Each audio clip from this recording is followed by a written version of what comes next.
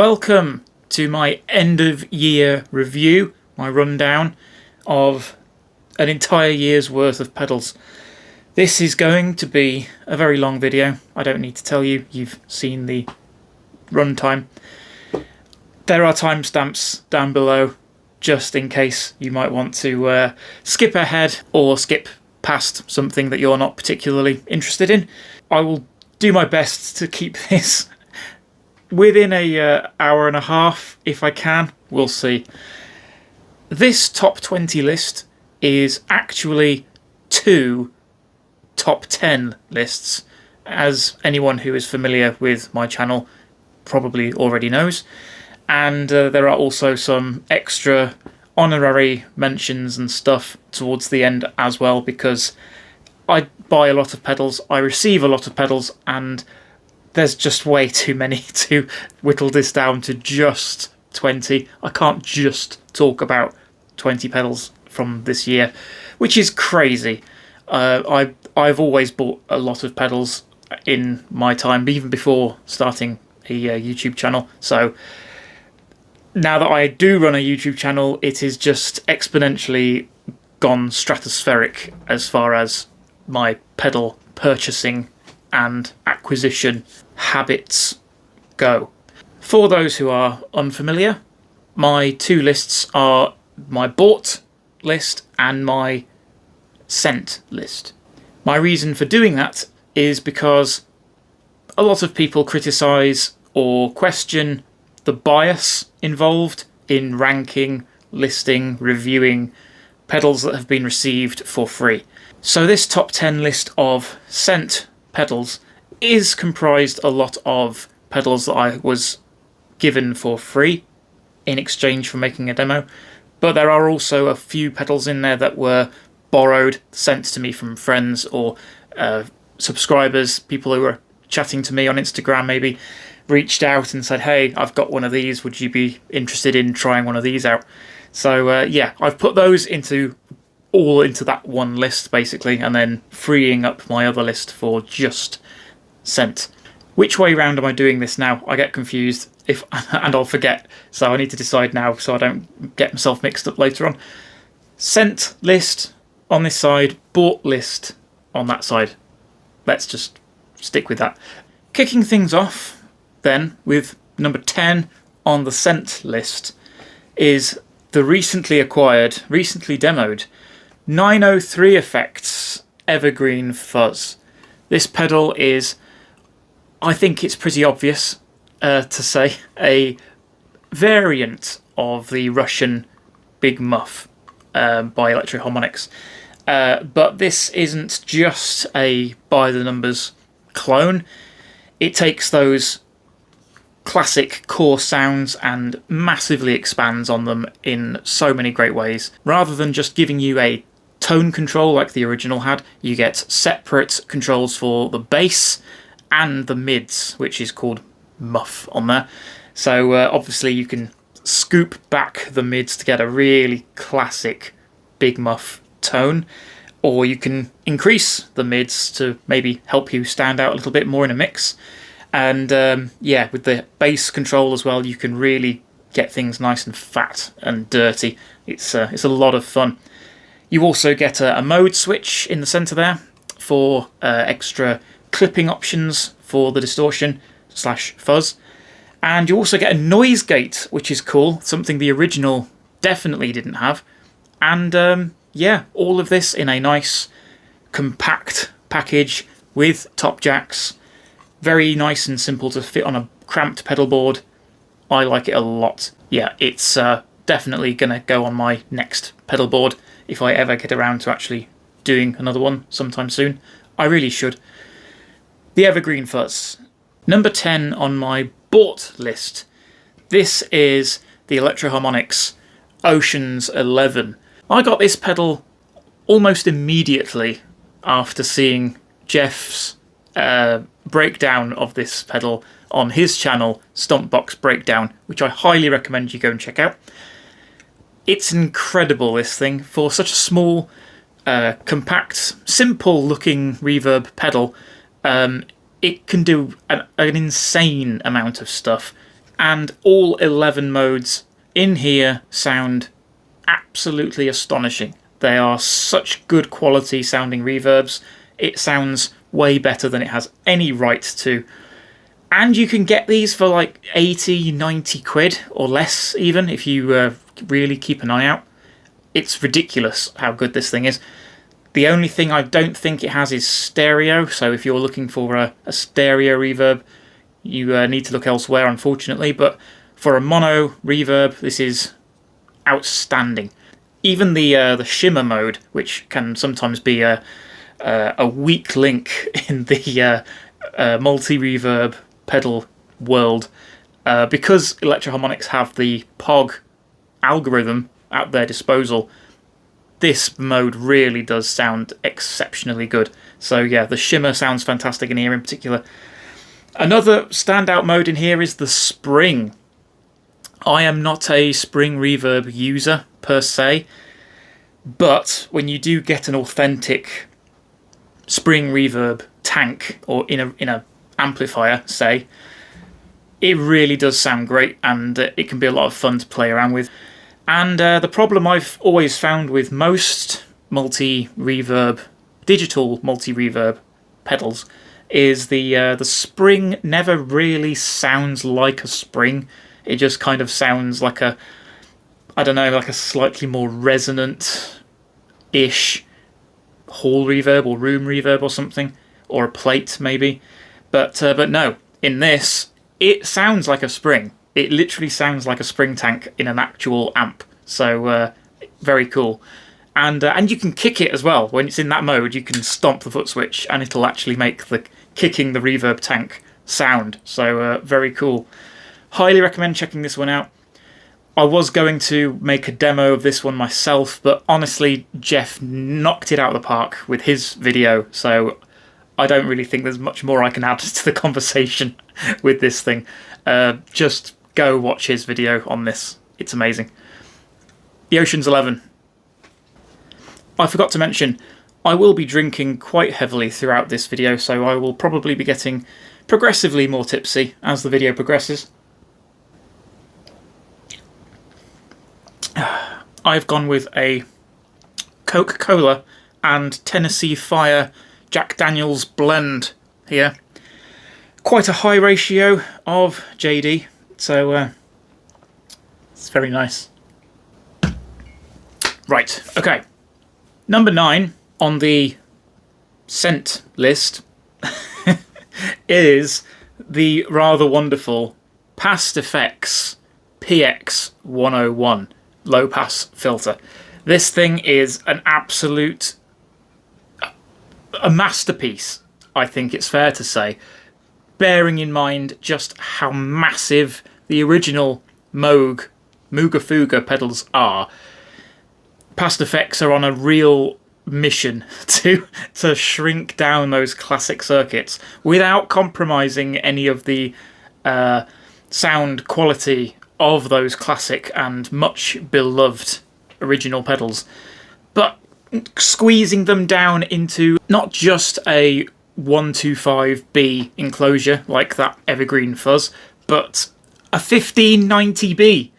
Like, this is insane. Like, a 1590B enclosure. This is the size of the Ocean's 11. And yeah, it's mine's the prototype. And thank you, Verley from Past Effects, for sending me this one. And yeah, definitely go check out my video for this pedal if you haven't already. It's, like I say, a masterpiece. It's really, really cool. It has an expression input with multiple assignable parameters inside the pedal to select which parameter you want the expression pedal to actually control, which is just an incredible amount of control to have. And yeah, you can get some wild sounds out of this thing. Into a fuzz, forget it. This is just acres of fun. Past Effects PX101. Number 9 on the bought list is a pedal I do not have in my possession currently because I bought it as a gift for a very good friend of mine, my best mate Ben. Love you, Ben. and I bought it for him for his 10-year anniversary, just recently gone. So this pedal is the Game Changer Audio Plasma Coil in collaboration with Third Man Records. And yeah, this is clearly a Jack White inspired, influenced take on the regular Plasma fuzz that Game Changer Audio make. And I've not tried a Plasma, but the Plasma Coil is a beast. It's an absolutely crazy pedal. Sounds unbelievably good. Looks awesome with that cool lightning in a bottle effect in the middle of that little window. And yeah, it's absolutely insane, that thing. I was very, very tempted to not give it to him at all because he didn't know anything about it. I could have kept it. He wouldn't have known. I could have just kept that for myself and been very happy. But no, I knew that he would use it more than I probably would. With me, I would stick it on my shelf and probably pull it back down maybe 2 or 3 times a year. That thing is already on his pedal board and he's loving it. So yeah, it's where it needs to be. I think I initially dismissed it myself a little bit as being maybe a little bit gimmicky with the whole trapped lightning thing in that tube. It looks very, very cool. It is very addictive to mess around with and to use and to see that reacting to your playing. But yeah, it does feel maybe a little bit gimmicky. But honestly, who cares when it is such a great sounding pedal, and it's just fun. It's just so much fun to use. It's great, and the octave elements going on in that thing as well just really add so much to that fuzz, that core fuzz tone. Yeah, it's a lot of fun, and yeah, it deserves to be probably higher on this list, but I've got too many other things that need to take priority. So number 9 it is. Plasma Coil. Number 8 on my scent list.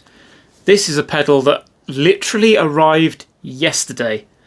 It was released earlier in the year, completely passed me by somehow. I'm usually pretty on the ball, I like to think, with most new releases. But yeah, this one completely went under my radar until about a month ago, and I suddenly caught wind of it. And yeah, reached out to the builder and was like, hey, I know everyone else has demoed this already by now, but I would love the chance to feature this on my channel at some point if you've got a spare unit knocking around. I would really appreciate it. And or words to that effect. And yeah, I was not expecting any kind of a reaction to that, but bless his heart, he got back to me and was like, absolutely, I'm already a subscriber of your channel and definitely want to send you one. So happy days. I was super excited about that. Hello if you're watching. This is the Kuro, I think that's how you say it, Custom Audio 1942. This pedal is insane. This is... I've had filter and fuzz pedals before. I have got a few of them. And probably one of my favourite effect pairings that you can get. Filter into fuzz. It's just such a classic. So many fun things that you can do with that combo. And this thing really takes that concept of filtering or envelope filtering into fuzz and just blows it wide open. So you've got foot switchable options for the filter and the fuzz, an entire section here for just the filter, another section for just the envelope side going into the filter, or triggering the filter I should say, and then you've got a 2-control fuzz, very simple, just fuzz and volume. And yeah, it's crazy how cool this thing is. Not only do you get all of this tonal adjustment on here, you also get send and return jacks and expression and I think CV, yeah, expression and CV input as well. So yeah, it's It's insane. There's so much that you can do with this pedal. I'm really looking forward to demoing this one. As I say, it's only just arrived yesterday morning, so it's going to be a little while yet before I get this demo done. Probably going to be January, late January. But yeah, look out for it. It's going to be a fun one. In the meantime, you should probably check out a bunch of the demos that are already out there for this pedal. Pedal of the Day has a great one. There are some others as well that I don't care to mention. But definitely the Pedal of the Day demo of this pedal is outstanding. So yeah, check that one out. And look out for my demo of this pedal next month, hopefully. Kuro 1942. Number 8 on my bought list, I do not currently have in my possession. Again, this one is currently up north with a very good friend of mine, Matt from Blind Panic Devices, for reasons. But yeah, this pedal is rare. It's a very rare beast, highly coveted by some, largely unknown by most, I think. This is the Snarling Dogs Mold Spore. This is... What can you even say about this thing? It's big. It's chuffing heavy. Probably the heaviest pedal I've ever experienced in my life. It's ridiculous. It's literally like a breeze block. Or if you're American, a cinder block. It's literally that heavy. It's crazy, that thing. But it sounds amazing. What is it? It is a Crybaby clone. There's 3 different voices on there with a selector switch on the side, so you can change the voicing of the Crybaby. But it also does ring modulation as well, that you can... I don't even know how it blends the 2 effects, but yeah, somehow those 2 effects coexist in that pedal, and the sounds it produces are otherworldly. It cost me a pretty penny. I'm not going to lie, it was not cheap, but I just really, really wanted to demo it, and my plan was to just buy it, do a quick demo, sell it on again, catch and release. And what actually ended up happening was I totally fell in love with it. No idea how I would ever even use it in a practical setting, musical setting, or even physically fit it onto a pedal board. It would probably have to go off a pedal board and sit on the floor, which is something I hate doing. I like all my pedals to be in one place. But yeah, that thing is way too big to fit on a pedal board, and way too heavy to carry as well with that on there. No, it would not be good. So yeah, I don't even know how I would ever use that thing, but it sounds so good and it's so unique and original. Nothing else out there currently does anything remotely close to what that can do, and it's just amazing and fully deserves to be on this list. So yeah, who would have thought a ring modulator would be this high up on a top 10 list? But here you go. Number 8, the Mold Spore. Number 7 on the scent list is the Stone Deaf Effects Rise and Shine. This is an octave fuzz pedal, and it sounds pretty basic. It definitely isn't. This is a very complex pedal. It can do a lot of very unusual, unique, weird things with both the octave and the fuzz elements of this pedal. And there's an expression input on the side as well, which also hints at the craziness that lies within. But just looking at it, it's just a phenomenal looking pedal. I mean, I've talked about this before, but you can see, let me just focus, there you go. Look at this. It's like a recessed top on top of the pedal with a plate that kind of sits inside the recessed bit, and then the actual plate is all textured and super nice. It's like an enamel, I don't know. what's the word? A relief? I don't know what the technical term is for for any of these, but yeah, it's a great pedal to look at, and then you plug it in, and then it sounds unbelievable as well. Small, compact top jacks, weird sounds, highly usable. Traditional sounds in here as well, all of the classic octave fuzz stuff that you would expect, especially with the vaguely psychedelic appearance of the artwork on here. It literally does everything that you would want an octave fuzz to do, and then a whole bunch of extra stuff on top of that. It's awesome, this thing. Very cool, very well made. This is marking a significant new era, I think, for Stone Deaf, and I'm very excited to see where they go from here. But as a mission statement or manifesto for the future direction of Stone Deaf effects, this is a really, really exciting pedal.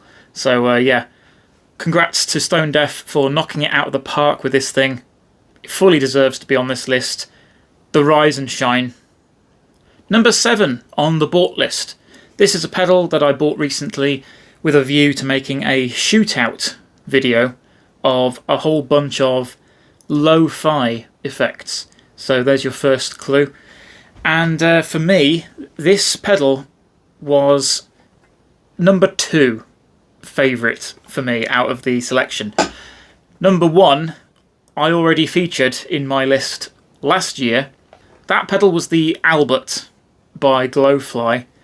This pedal is very similar to that in several ways, but it also does a few different things that that pedal doesn't do. This is the Solid Gold Effects NU33 vinyl engine.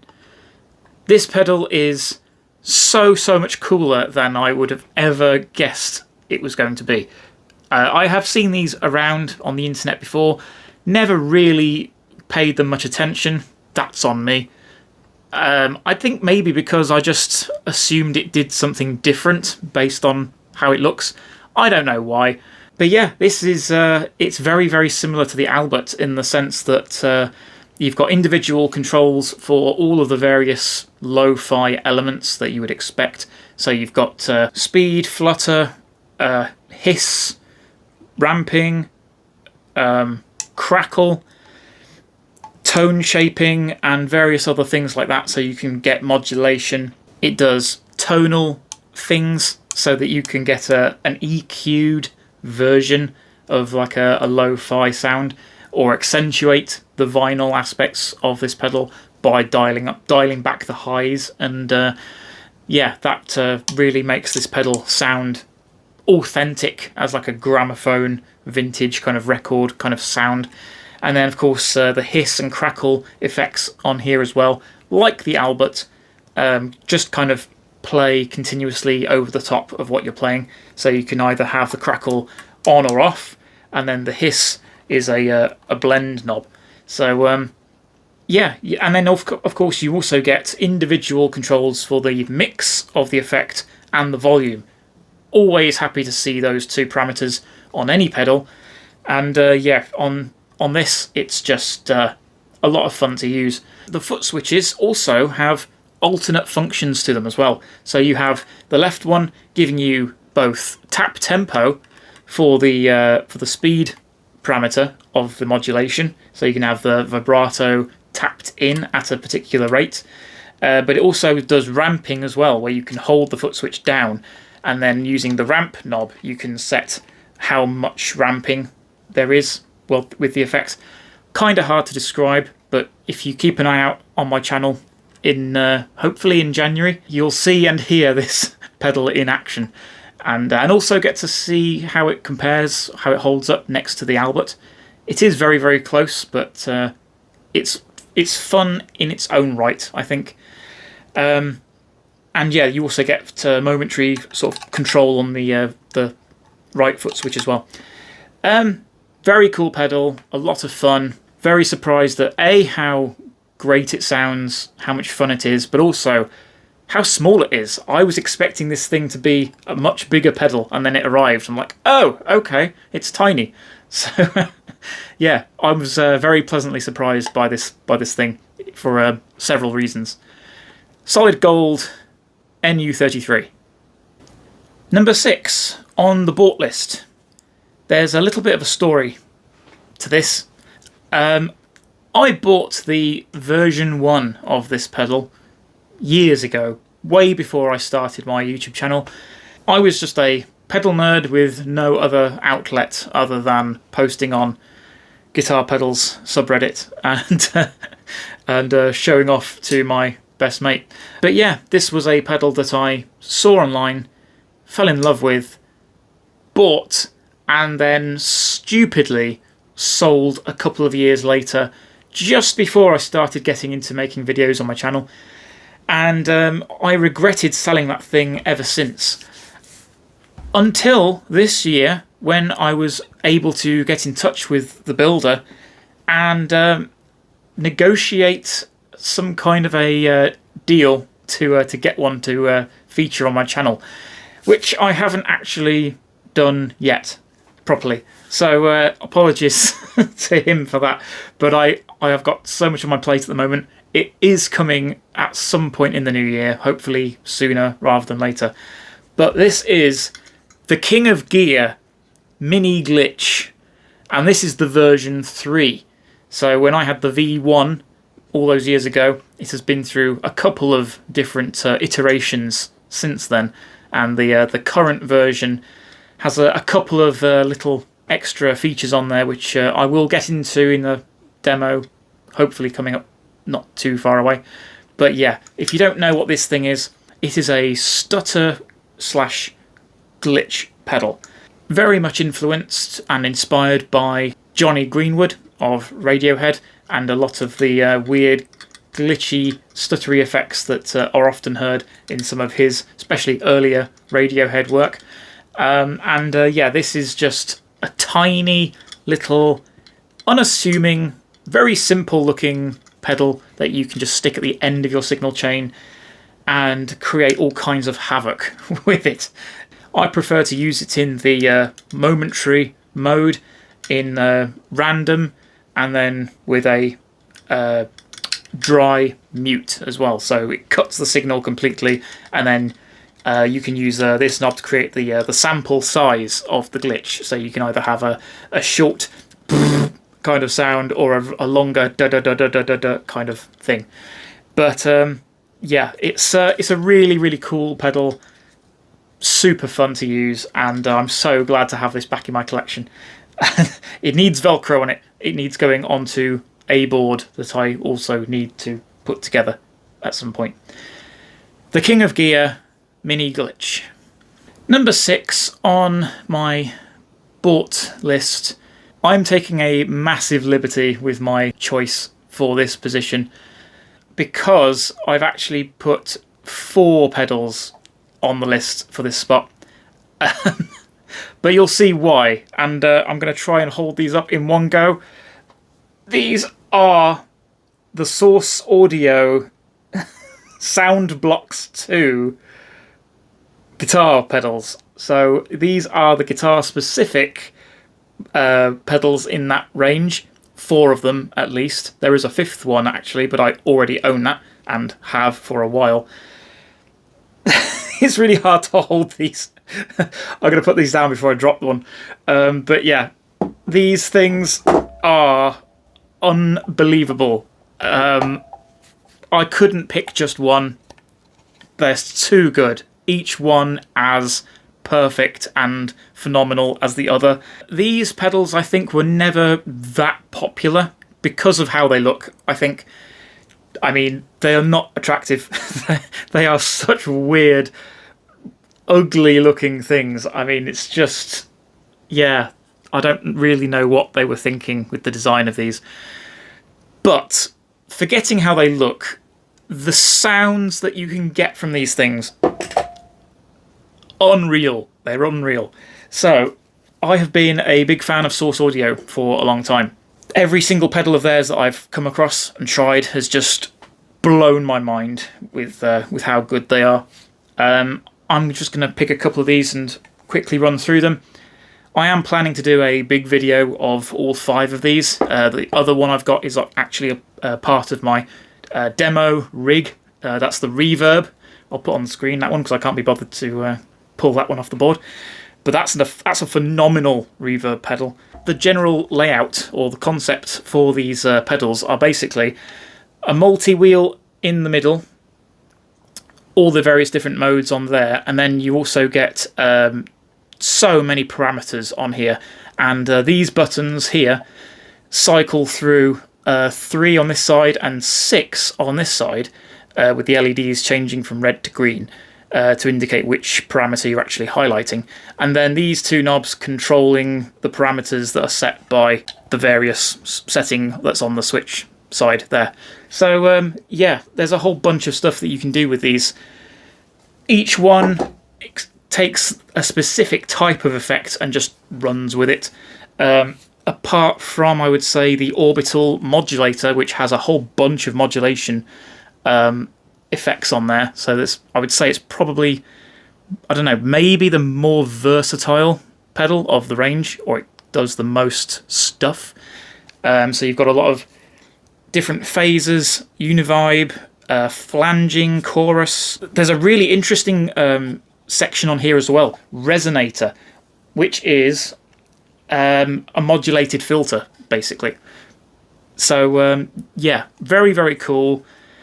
You also get a dedicated filter pedal in the range, the Stingray. Massively expands on just the filter sort of side of things, really, with a low pass, single peak, multi peak, high pass filters, phasers as well. It also has in there, and then you also have a modulation source knob here, so you can select different waveforms for the LFO. But there's also envelope settings on here as well at the far left and right positions, so you can actually dynamically trigger these effects by your playing. So incredible, absolutely unbelievable. So many totally unique sounds as well in these pedals. Like, just every single one is an absolute masterpiece. The multi-wave distortion does wave folding stuff, so there's all kinds of wave folding distortion modes in here, also with octave, filtering, and all kinds of cool settings on there as well. So yeah, huge, absolutely huge sounding pedals. And this one's cool as well. It's a digital distortion and fuzz pedal. Nobody likes digital fuzz or overdrive. Distortions can usually sound pretty good because they're, I think, maybe more extreme, or I don't know, maybe they're just generally easier to emulate with a digital circuit.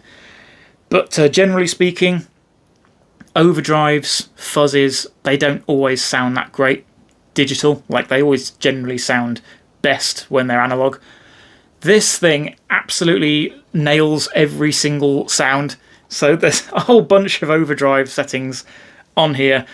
And then also fuzz, octave fuzz, gated fuzz is a lot of fun. So many great sounds in here. It's just brilliant. Check these out, definitely. You can pick these up super cheap secondhand because nobody wants them. And that is a real shame because they are criminally underrated, these pedals. And I can't pick just one for this list. I bought all 4 of these to go with my reverb, and they will all be featured in a big bumper video coming out later in the year. So look out for that. And yeah, in the meantime, get out there, track these down, because for 70, 80 quid, maybe 90 for some of them, you can't beat them. They're so, so good. And you can also get like the hot hand stuff that Source Audio did back in like the early 2000s.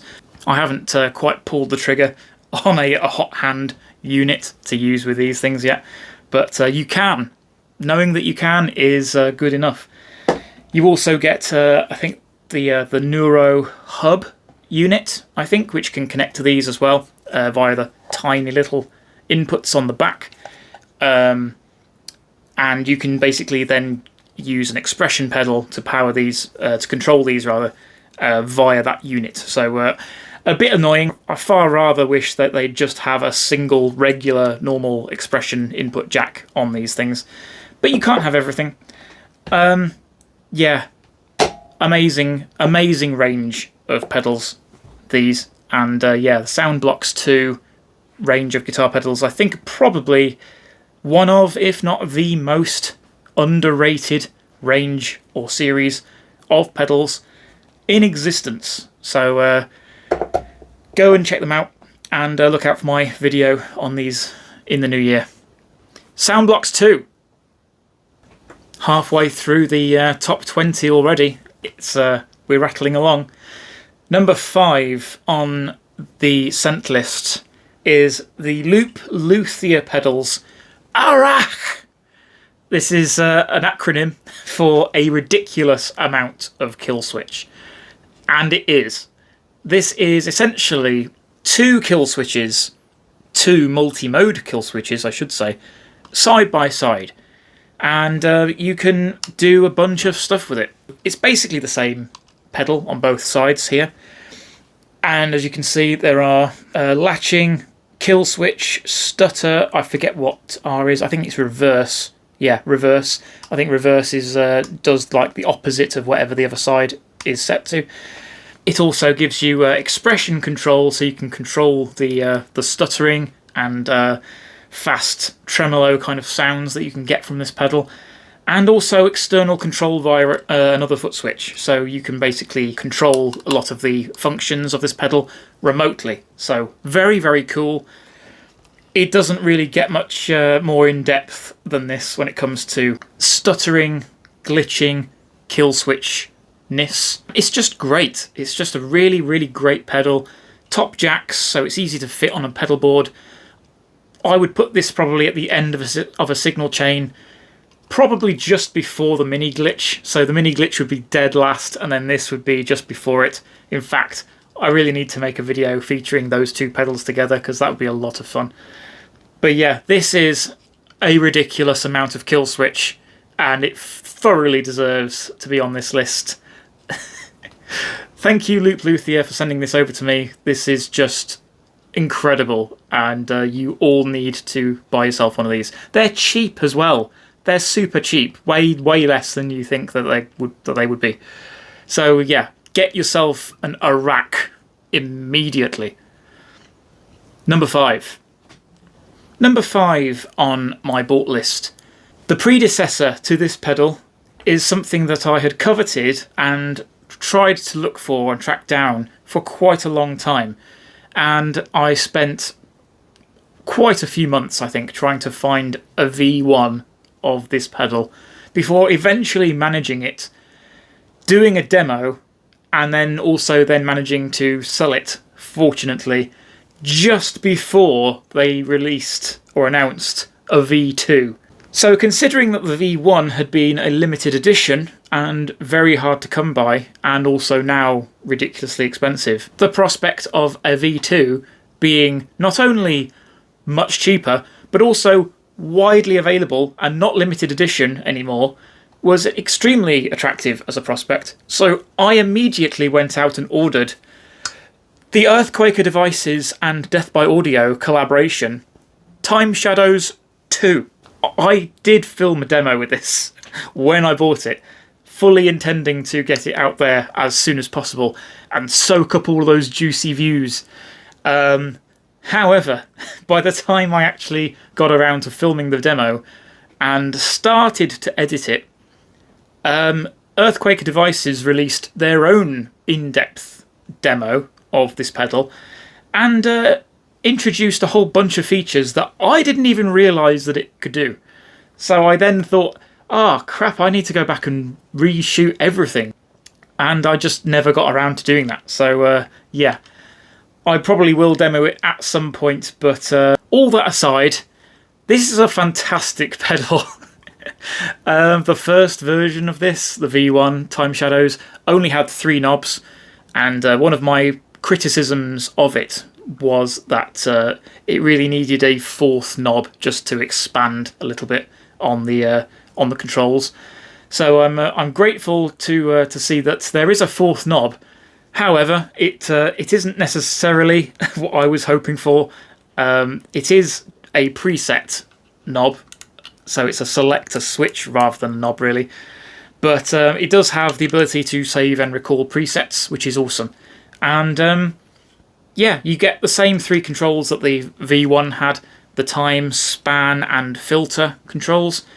I think it would benefit greatly from a volume knob or a blend or something.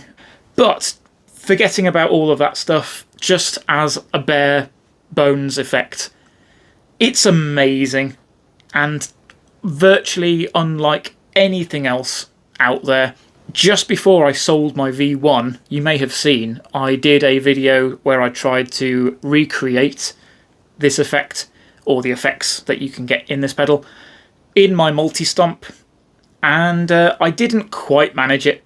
I got close, but yeah, it just didn't quite nail it. So I was hoping very, very much that I would be able to get away with having all of the sounds that you can get in this pedal in my multi-stomp, but it didn't really work out. So I was extra glad when the V2 dropped. And yeah, I'm very glad to finally have access to those sounds that I once had before. Oh, and it has expression input as well. So the original one didn't have that, but now you can actually sweep a lot of the filter and yeah, create some really, really crazy sounds full of ambient weirdness. Yeah, it's so much fun. Great pedal. I will get around to doing a proper demo of this thing at some point. One that will hopefully do it justice. And yeah, look out for that in the new year again. There's a theme here. Time Shadows at number 5. Number 4 on my scent list is a pedal that I only just demoed on my channel, so hopefully you've seen it already. This is the Cosmodio Instruments Gravity Well. This is an incredibly unique sounding pedal. Never heard anything like this before. This is a wave folder distortion into or before a tremolo. The tremolo has a bunch of different waveforms on it and regular speed and depth controls, of course. But you've got an order switch on there as well, so you can place that tremolo before or after the distortion side of the pedal, which is insane. And yeah, the wave folder distortion in itself is a very peculiar, unusual sounding effect. But when paired with the tremolo, which is obviously a little bit more of a traditional effect, although there are some very non-traditional tremolo waveform shapes in here as well, you really unlock a whole category of effect that you've never heard before in your life. And that's a rare thing to come across in the pedal world these days. So I'm always on the lookout for pedals that create sounds that I've never heard before, and I always get super excited when I find one. And yeah, so thanks massively to Cosmodio Instruments for building this thing in the first place, bringing it into reality, and then of course also sending it to me. Great pedal, a hell of a lot of fun, very attractive as well, it has to be said. Super cool artwork on this pedal, and a glittery finish that is very, very pleasing to look upon. I like that a lot. Great pedal, a bunch of internal controls with dip switches and trim pots as well to fine tune a couple of parameters. It's a lot of fun. Check out my demo of this pedal. Go and give Cosmodio Instruments some love. I also really liked their Pet Yeti as well, they sent me. That's a bit crusher distortion. Highly recommend checking that one out, that as well. That's a lot of fun. That almost made it onto this list as well, but it just got pipped to the post by several others, unfortunately. It's been a crazy year. They got on this list with this pedal for sure, but yeah, Pet Yeti, as awesome as it is, had to sit on the bench for this one. but it's staying in my collection, that thing, and you will be seeing it quite a lot on my channel. I need to pair it with this one, actually. I bet those two would sound amazing next to each other. So yeah, I'll have to do that at some point. Number 4, the Gravity Well. Number 4 on my bought list. This is a pedal that was sent to me initially by a good friend of mine on Instagram, a subscriber and supporter of my channel for quite a while. He dropped me a message at the start of the year, and he offered me a few pedals to take and to film demos with before returning them. And this pedal was one of the ones that he sent to me. I filmed a demo with it, sent it back with all of his others, and I still haven't gotten around to actually editing that video and putting it up on my channel yet. But that pedal made a big impression with me, and ever since I returned it to him, I had been looking out for one of my own. And only a few weeks ago, I found a pretty good deal on eBay for one. So here is my Intensive Care Audio Vena cover filter. You can probably tell from this list, I like my filter effects, and paired with heavy distortion, it just sounds amazing. So with this, not only do you get a really tasty distortion effect as well, plus all of the cool waveforms for a modulated filter, but you also get some ring mod sounds in here as well, with a switchable ring mod section. And honestly, blending distortion, filter and ring mod in one pedal is so much fun. It's just crazy how much fun this pedal is. It's amazing.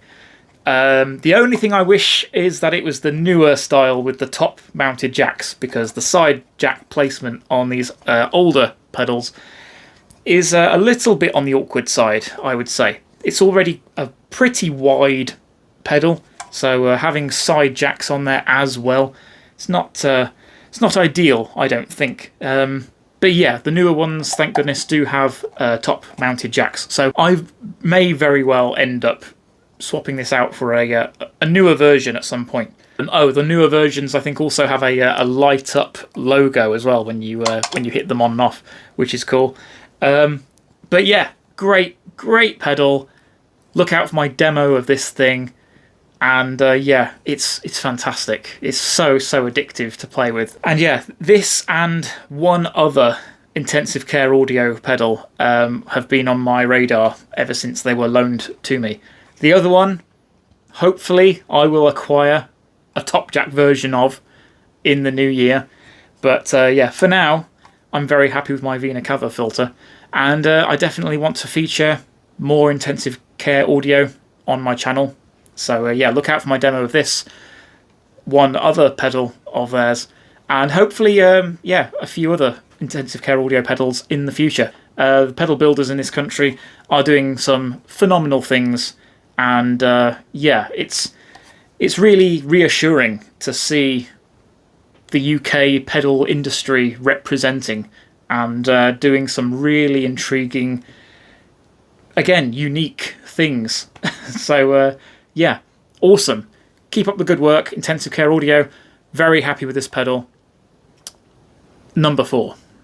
We're really rattling through these now. We're into number 3 on the scent list.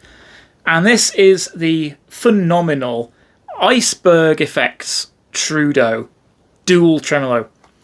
I got a few pedals from Iceberg Effects this year, and embarrassingly, this is the only one. No, sorry, there's another one I demoed first, but then I finally got around to demoing this one not too long ago. And yeah, it's embarrassing how long I've had these pedals, and I've only just recently managed to get halfway through the 4. So this is the tremolo version. The other two that I have, I will just show you them quick because why not? But yeah, no, the one I already demoed was this one, the Fritz that's an amazing pedal. That does a few different things. It's got flanger, chorus, vibrato, and delay all in one pedal. A lot of fun, looks really cool as well. And yeah, check out my demo of this thing because it does a hell of a lot. But after I demoed those, I also have these three to demo. So as well as the tremolo, I also have the carousel chorus vibrato and the flora flanger. So these two are awesome in their own right. However, as great as they are, this is slightly more unique to me, and it wins on that merit. So yeah, you basically have two tremolo engines, I guess, modulation lines anyway, within the pedal, and each one has its own speed control and expression control as well, and different options for the wave form of the tremolos. There's also harmonic tremolo in here as well, so you can have a harmonic, almost univibe-esque kind of version of that effect, which is so much fun. It does a whole bunch of clever things with the foot switches, of course, with their patented remote foot switching and bypassing kind of relay system, so you can actually connect multiple Iceberg Effects pedals together and then use one foot switch to turn on and off another pedal, which is insane. Very innovative, very clever. And yeah, basically it's just a phenomenal tremolo pedal. So much fun. Again, this is going to be going on my board if I ever get around to doing that. But yeah, a dual tremolo, it's awesome. And I really like the colour as well. It's mint green colour. I don't know if it's coming out on the camera because it's the light's quite harsh, but it's a really attractive mint green colour, and yeah, I like it a lot. So fully deserves to be at number 3 on this list. Trudeau. Number 3 on the bought list, and this pedal should have been, or initially was going to be, on my sent list. However, I liked it so much I bought it. This is the Glowfly Flow Decoder. This is a looper sampler pedal, and basically once you've recorded a sample, I think up to a minute, maybe a minute and a half or something, you can then play that sample and do a whole bunch of crazy stuff to it. You can slow it down, speed it up, pitch it down, modulate it with a random vibrato effect. And you can also move the starting point of that recorded loop as well, like with this knob. Turn the volume up and down, and yeah, basically you can do all kinds of crazy stuff with your loop. And then once you've done that to it and set it how you want, you can turn it off and then come back to it and play it again later on. So you can record some crazy ambient, glitchy weirdness. Pitch it up and do crazy stuff with the modulation as well to get some really insane sounds, and then just bring it back at different points in your song if you want. So yeah, this is again a really great end of chain pedal to stick on a pedal board. And a 1590B, again, tiny little enclosure with the top jacks as well. Somehow managed to do that on a small enclosure like this. Very impressive in itself. Yeah, but just really easy to squeeze in on the end of a pedal board. And yeah, I think, again, another great pedal to put just before the mini glitch, which I also need to do at some point. Man, I need to do a pedal board. All this all this talking about signal chains, I really want to put a new pedal board together. It's been a couple of years since I did one, so yeah, my current pedal board is looking rather worse for wear at the moment, so it's high time I did a revised board video. Anyway, number 3, the Flow Decoder. Number 2 on the sent list. This end of the list was really hard to rank and place in any kind of order because honestly the quality of these effects are all just at such a crazy high level, it's really hard to pick between them. So I ended up just having to go with what I personally would use the most But yeah, number 2 is the latest creation from Tone Audio, the Sparks. This is just astonishing. What this can do begs belief. My demo for this pedal probably will do a better job of explaining to you what it can do than I can do here in a couple of minutes. But you get drive effects, filtering effects, compression. You can get a noise gate. You can get wave folding, like on the Gravity Well that I just talked about. This can do that kind of effect as well. You can use envelope or LFO effects to basically modulate or trigger movement within any parameter on here, and it's just crazy. You can assign, say, the LFO button here. I'll just show you there. There's an envelope button there. You can press that and then assign any parameter to work from that LFO, and then when you've programmed and set that, it will just modulate that parameter. It's insane. And then you can do the same thing again with the envelope side. So you basically, the strength of your playing will then trigger modulation in whatever parameter you want.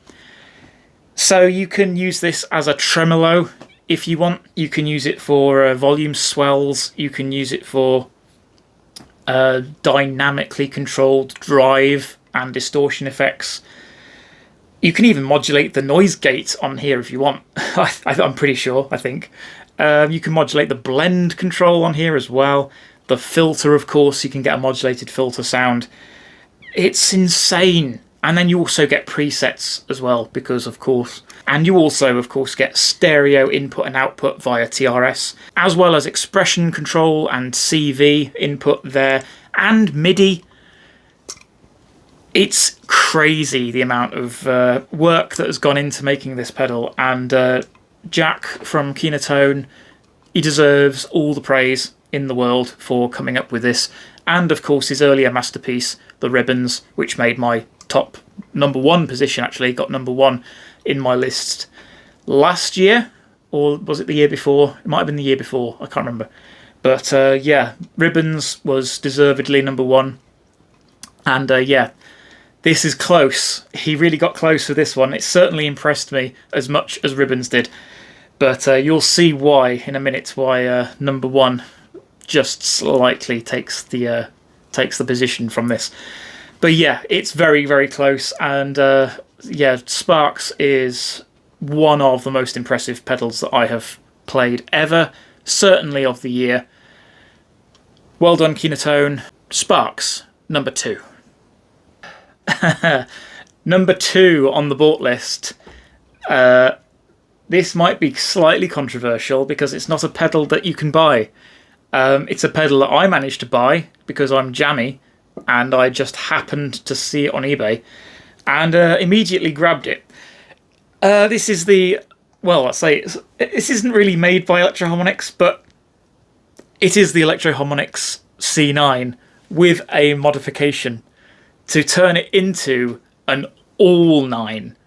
So yeah, this basically does all 7 of the 9 series pedals by Electro Harmonix, and you can change which one it is by pressing this button.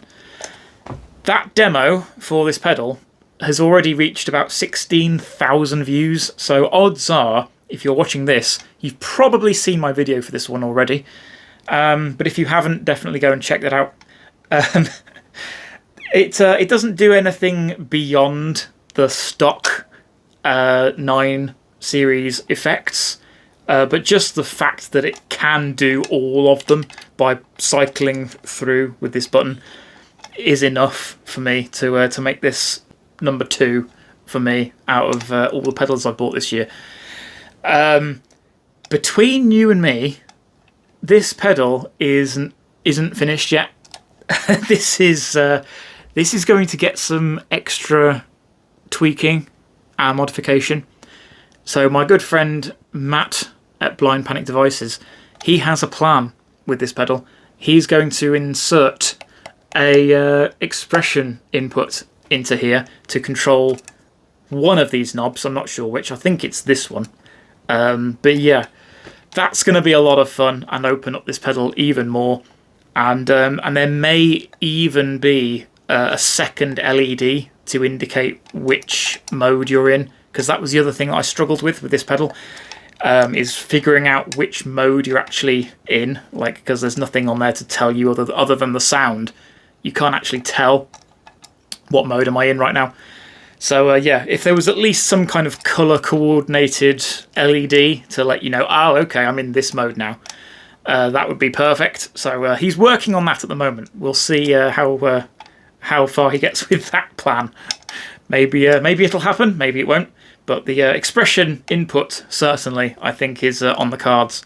So I think when that happens, this will be a true beast to have on the pedal board, and a proper secret weapon pedal. Super excited and happy to have one of these at long last. I did see one of these on eBay a couple of years ago, or maybe a year and a half or something ago.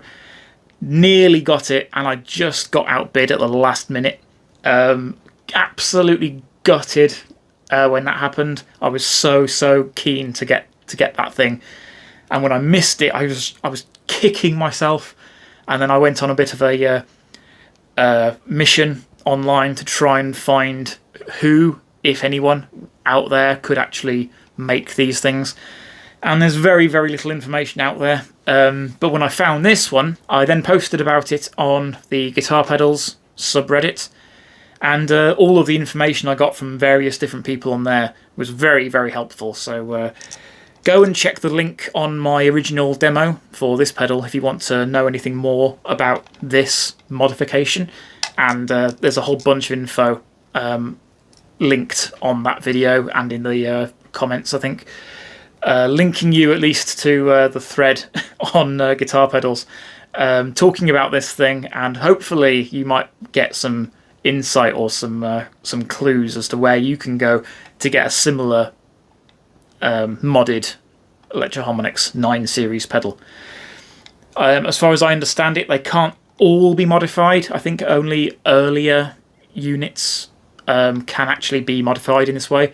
I think they must have gotten wise to the modification quite early on, and then going, oh crap, we can't have people doing this to our pedals and completely undermining what we're doing here. So they must have shot that down pretty early on. But I think a lot of the B9, C9, and I think a few of the earlier Mel 9s, and maybe a couple of the earlier Synth 9s as well, possibly, can be modified. But anyway, I'm not really 100% sure about all that stuff. I'm just repeating what I've been told. But yeah, astonishing pedal. Hopefully it will be improved upon even more in the next coming months. But yeah, number 2 is my all 9. Oh, I've just realised. All 9 Sparks. All Sparks. Cracking tune. Anyway, I need another drink.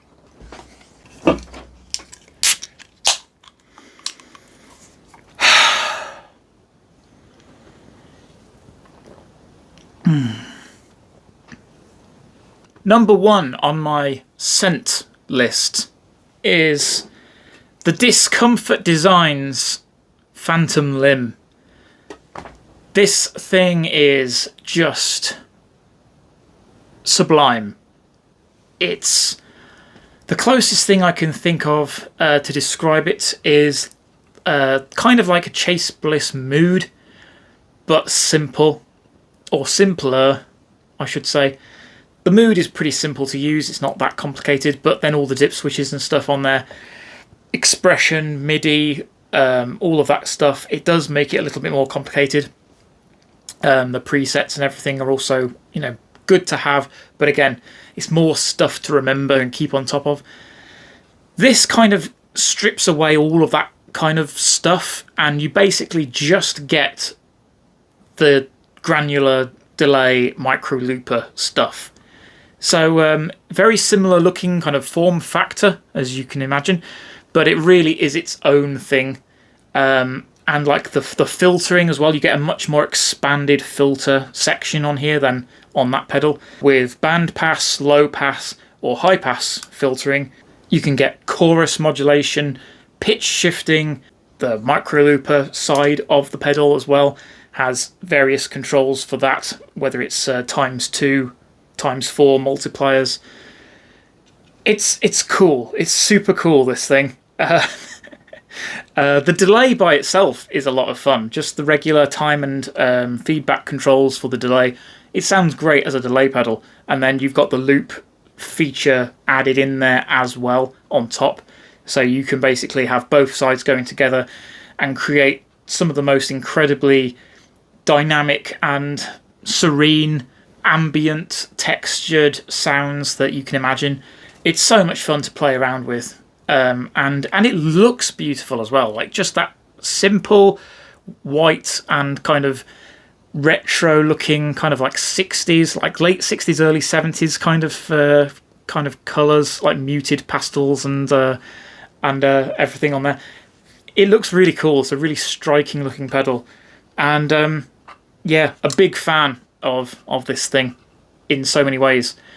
100% going on my board. It's going to hurt to put Velcro on this pristine, beautifully powder-coated enclosure. But it has to go on my next board, 100%.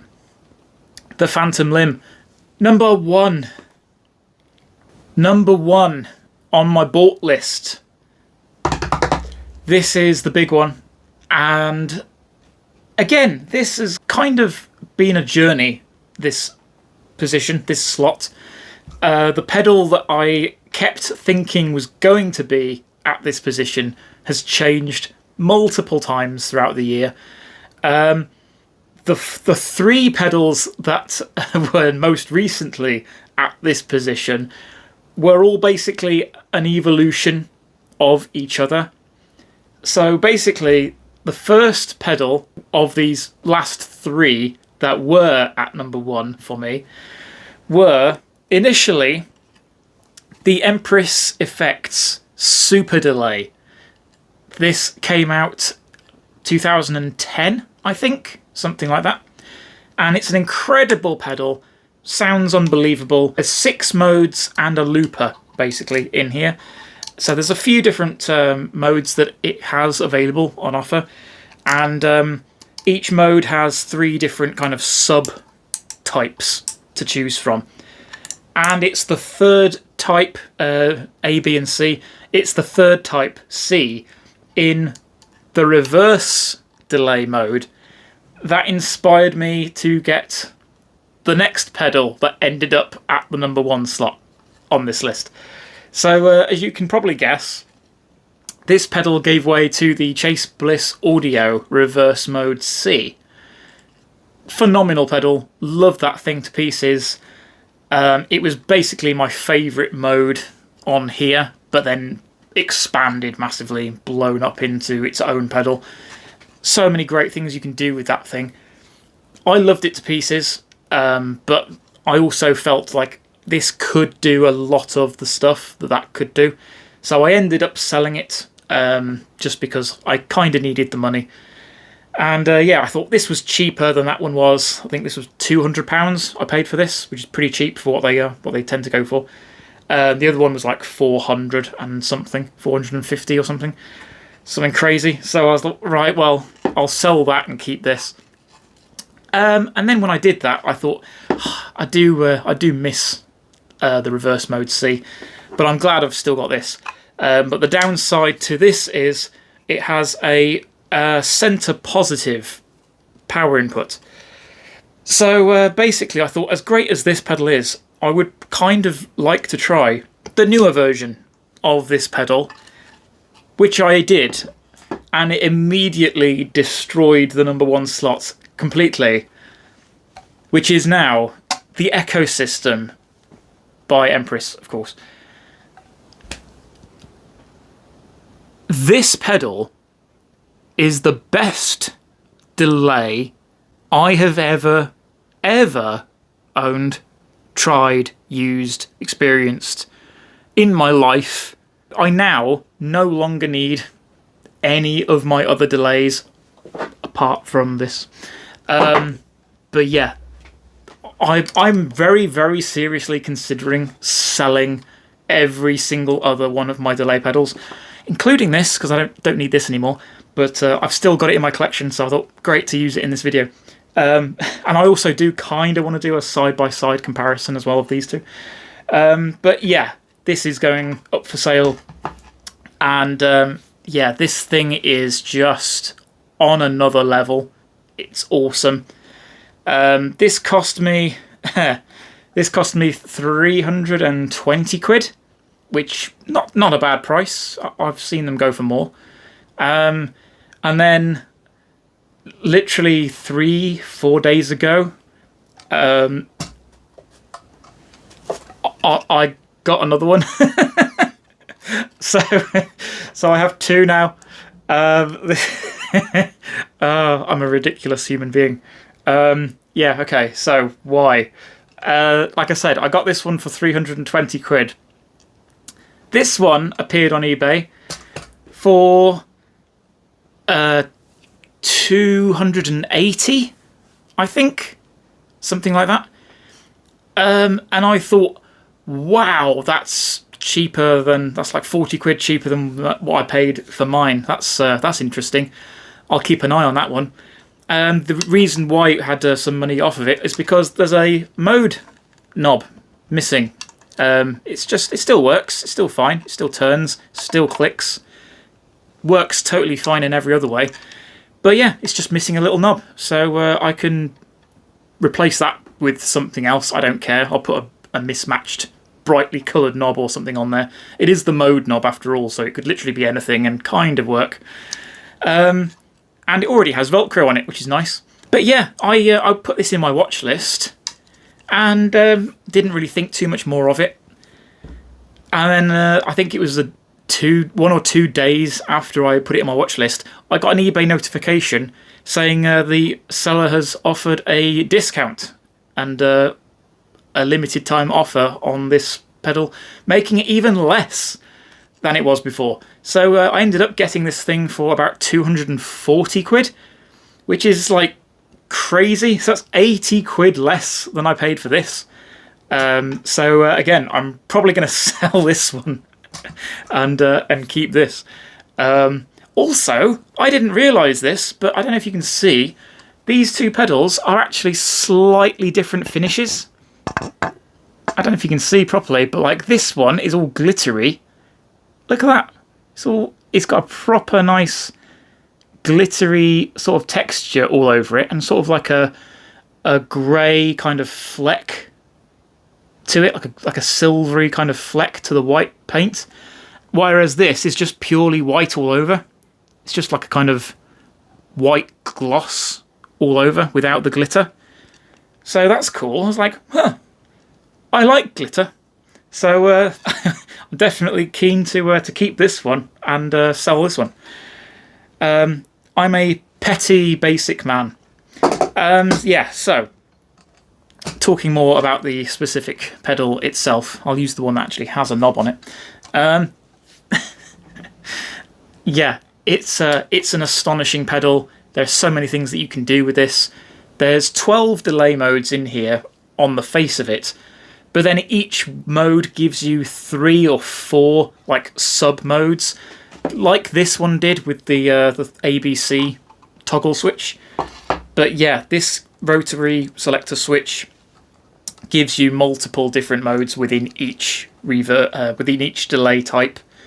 So yeah, it's way more diverse than you might expect it to be on face value. On top of that, you also get a whole bunch of onboard presets. It looks like there's only 5 to choose from, which is plenty, to be honest. I'd be happy with that. 5 presets, awesome. But no, there's like 50 or something crazy, because it just keeps cycling through like different colours. Like when you're pressing the foot switch here for the presets, it just keeps going 1, 2, 3, 4, 5, and then changes colour and goes 1, 2, 3, 4, 5 again. Then changes colour again and goes 1, 2, 3, 4, 5, like 3 or 4 more times. Like you just keep just keep going. It's amazing. So yeah, it's incredible, this thing. There's so much it can do, and no screen. I really like that, not having a screen on here to like distract you or make it more confusing to like dive into like sub menus and program all the various different elements of the delay. I don't really like having to do all that stuff, so it's really nice to just have everything laid out here at your disposal. Oh yeah, it also has a dual engine capability, so you can run any two of these delays side by side in series or in parallel alongside each other. So yeah, there's a crazy amount of versatility going on in this pedal, and it basically just blows every other delay pedal that I've ever had completely out of the water. So yeah, highly recommend the ecosystem. They are not cheap, but they're worth it. So I'm now looking at the reverb. I really want the reverb version. Although I have heard by many people that you can actually put the reverb software on these pedals and vice versa. So if you've got one of these, either the reverb or the ecosystem, you can actually swap the firmware and have either one of those algorithms on these pedals. So now that I've got two, I could make one of them a reverb and just have one ecosystem and one reverb. But again, I'm a basic bitch, and I would prefer to have one that actually says reverb on it and have all of the correct labels and modes and stuff labelled on there. Anyway, that is my top 20 list of bought, sent pedals from 2024. But that's not the end of the video, as you can see. There's still a lot more to cover. First up, honorary mentions. So before we get into this, I need a little bit more liquid refreshment.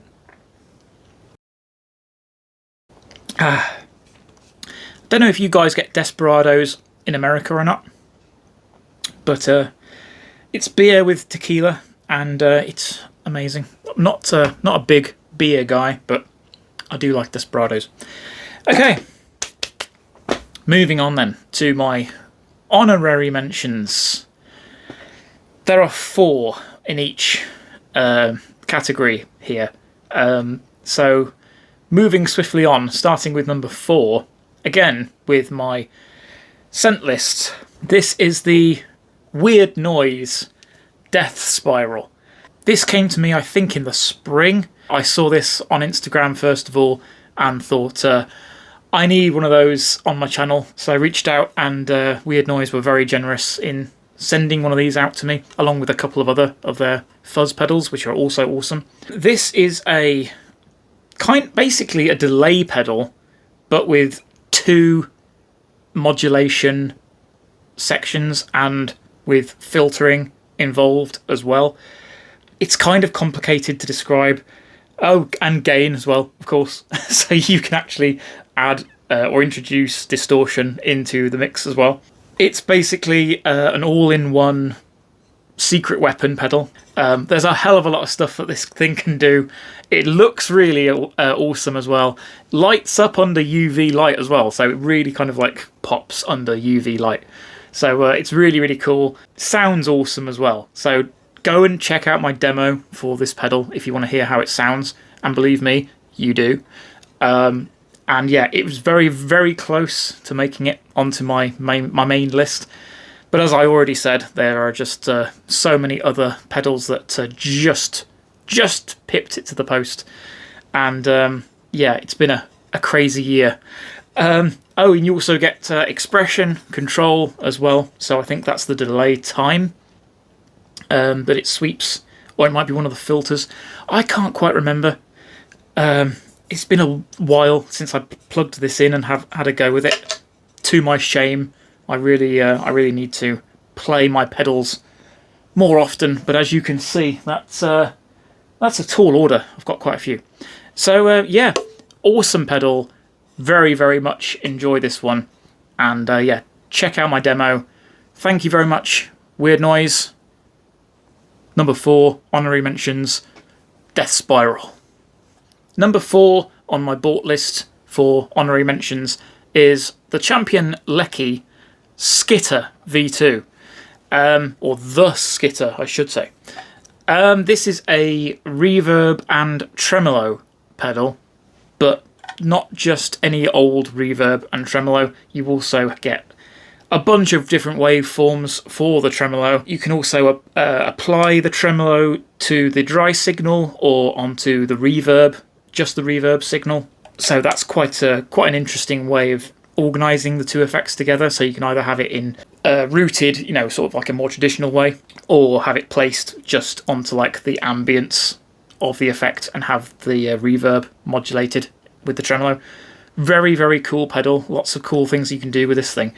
Haven't filmed a demo with it yet. I bought this, well, actually I kind of traded it with a couple of other pedals of mine to a subscriber.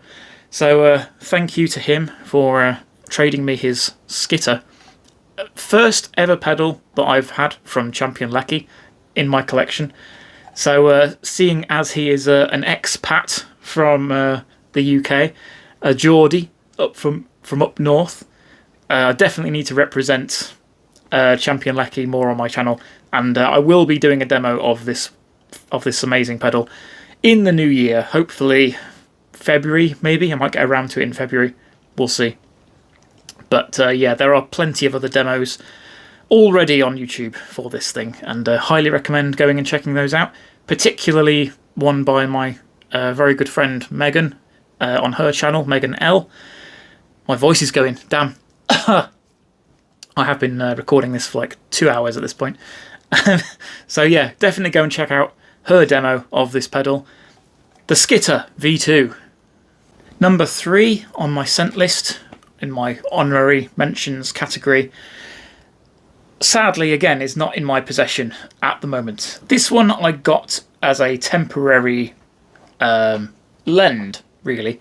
So it was more lent than sent. But yeah, this one was the King of Gear Pitch Magpie. I was not expecting to like this one as much as I did. Spoiler alert, it's an FV1 based pitch shifting pedal. And if you know me at all, if you've watched my channel for a while, you may know I am not a fan of FV1 pitch shifting. Anytime I've had a pedal that was based around the FV1 chip that uses pitch shifting, I cannot stand there's something about the quality of the pitch shifting that does this kind of like dog whistly kind of thing in the upper register.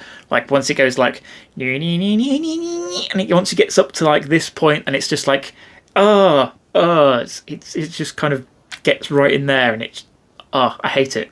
I'm not a fan.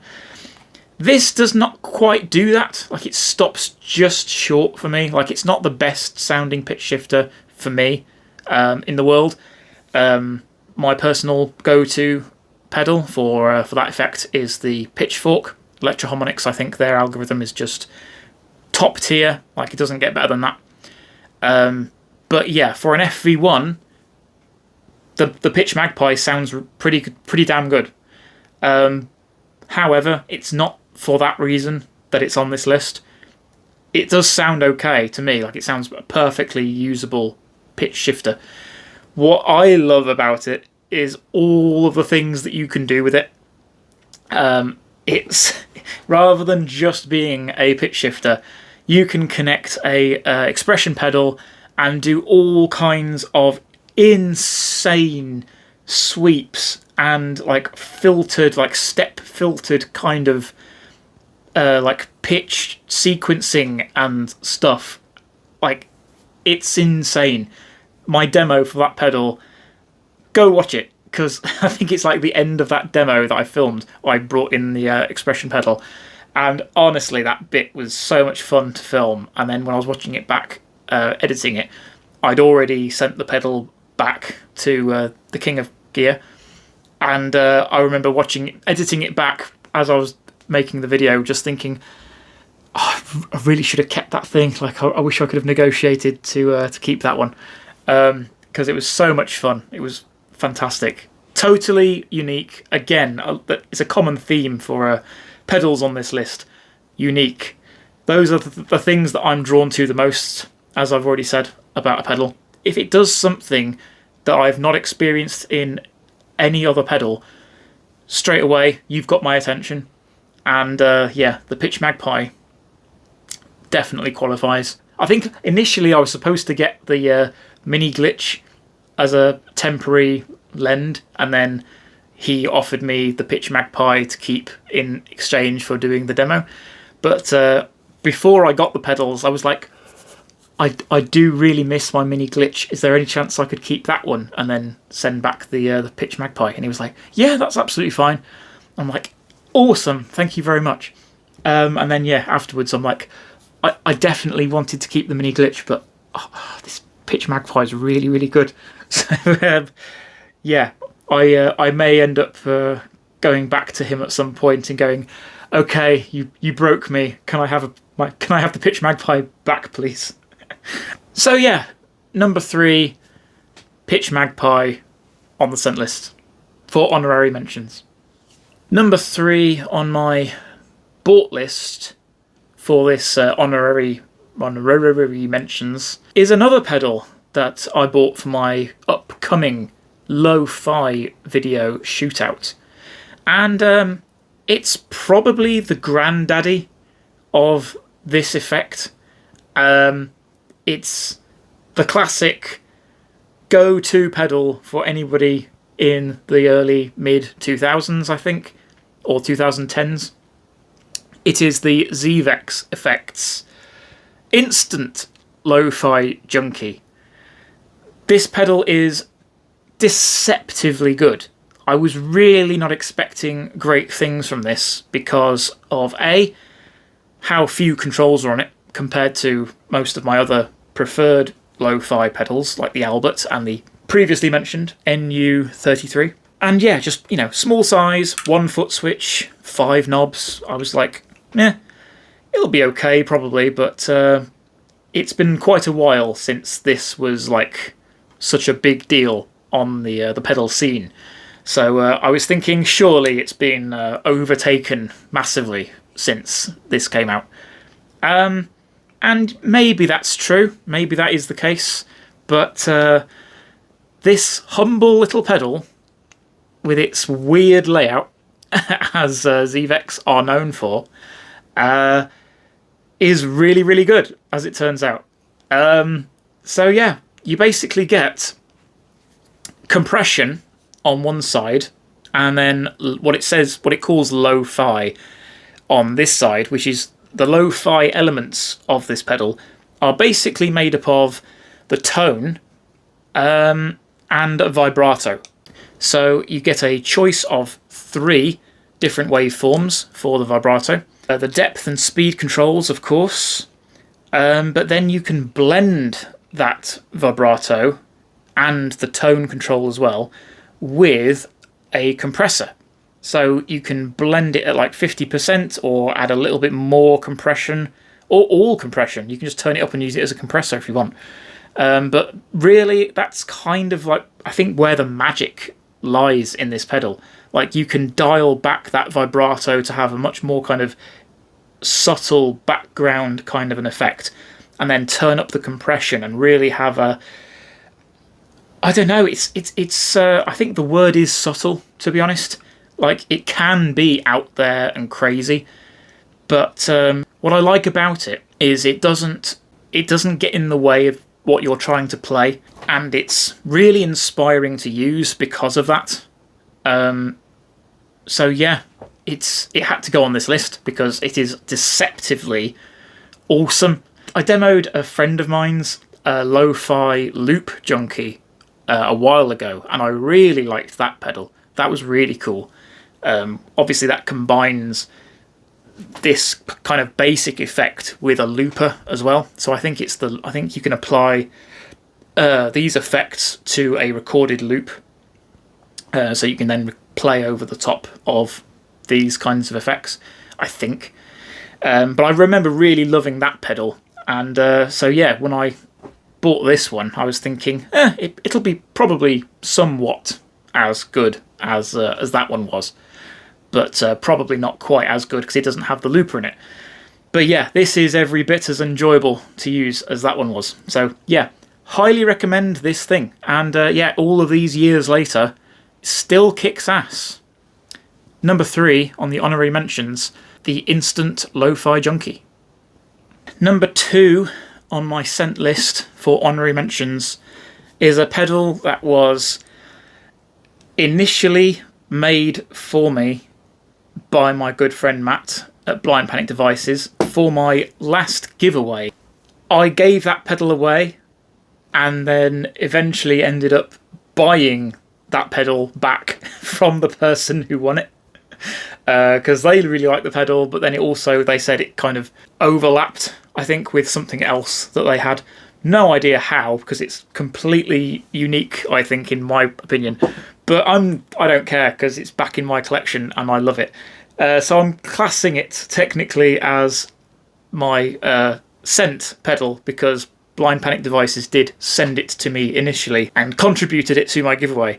But then I bought it back, or I traded it. Actually, I think I traded it. That's right. I didn't pay money for it, so that's why I'm keeping it in this list.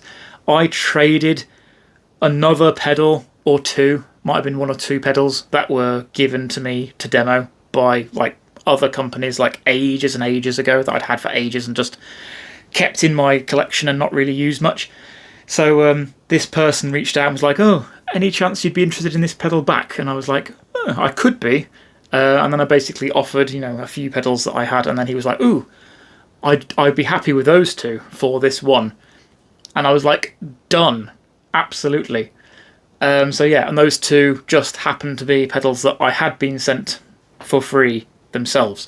So mentally, with all of that, with all of those mental gymnastics, I'm classing this as still being sent to me for free for those reasons. So, what is it? This is the Blind Panic Devices Flazed by the Bell. This is easily one of the coolest looking pedals I have ever seen. I have talked about this thing before already. I featured it obviously in my giveaway video, and I love this thing.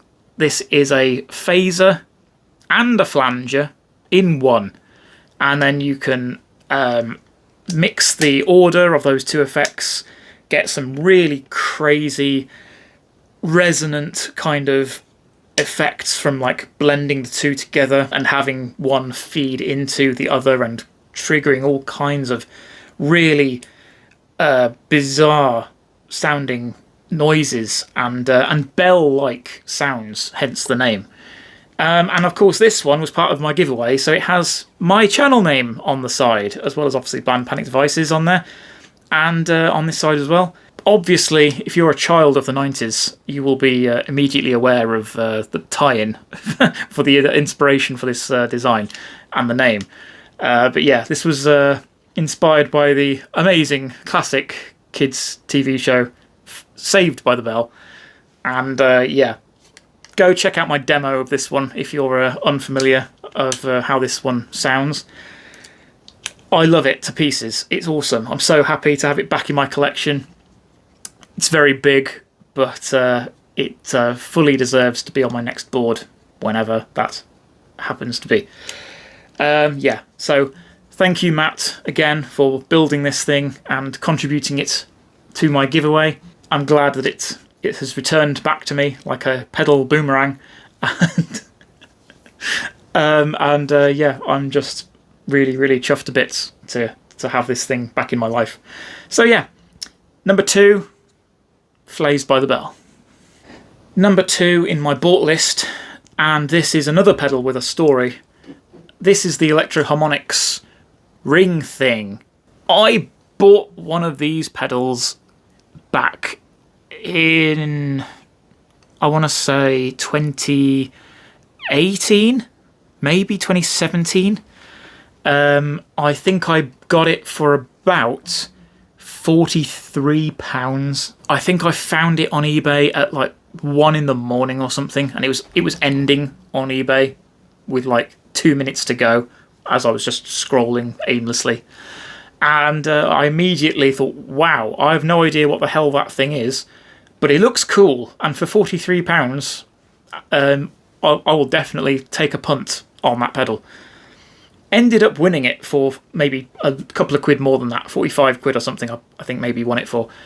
Yeah, no one else bid. Obviously, not many people were online at the time, so I didn't have a lot of competition in bidding for this ring modulator of all effects. I don't remember if I maybe did a video on it very, very early on in my channel. I think I might have. But I don't think I had anything mic'd up. It was literally just my phone on a tripod, filming my tabletop close to my amp. So the quality is not the best. But this made an impression. This pedal really, really impressed me. And all those years ago, I think I sold it due to not really using it much. Made a nice profit on it, as you can imagine. Because I usually sell for more like 150 or more. And yeah, it's been on my mind ever since. Back in October, I started to think there's quite a few ring modulators around at the moment. I would like very much to do a shootout video. And then I immediately remembered this thing and thought, if I'm going to do that, I definitely need another ring thing. That's why I bought this pedal, ultimately. And it's why it's here now. So now that I have it, I remembered how much I loved this thing, and I'm really hesitant to ever let it out of my sight ever again, because it's awesome. In this pedal is a POG.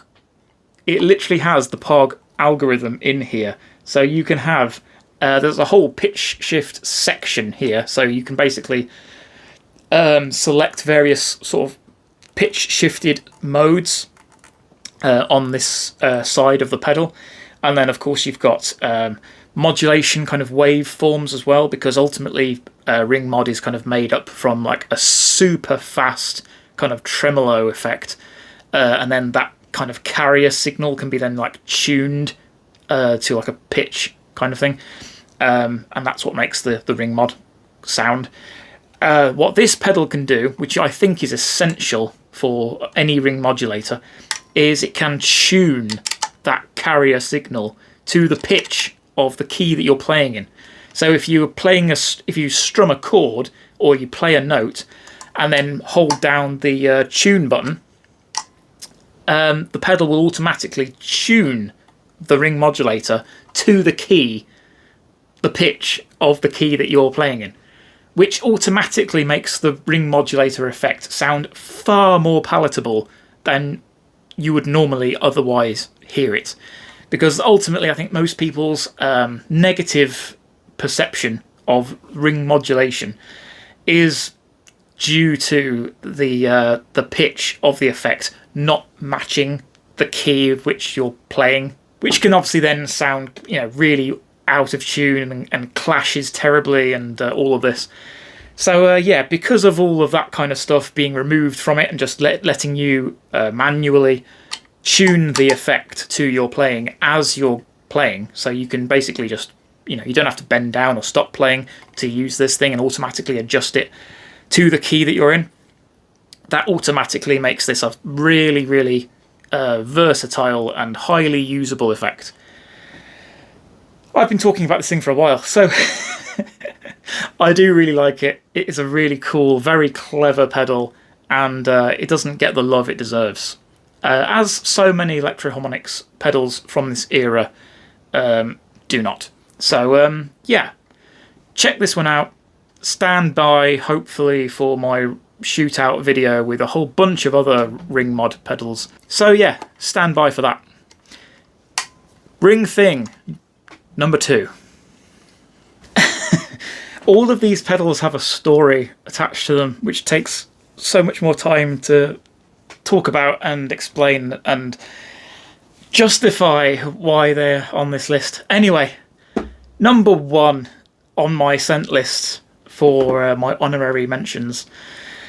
And the reason why this is on my honorary mentions rather than in my main list is purely because of its exclusivity. There is literally only one of these pedals, and I have it. And it's a pedal that I have coveted, desired, nagged the builder about 4 years. This is the 1337 Effects Qubit. This pedal is a... You know what? I need to plug this in and show you. Hang on. So you plug it in and you get a huge touchscreen FV1 based multi-effects pedal, and you can tap the screen here to get a VU meter if you want, and there's an arrow there to change basically from one mode to another. So come on, focus. So you can select different presets and algorithms in this thing, and it goes up to, I think,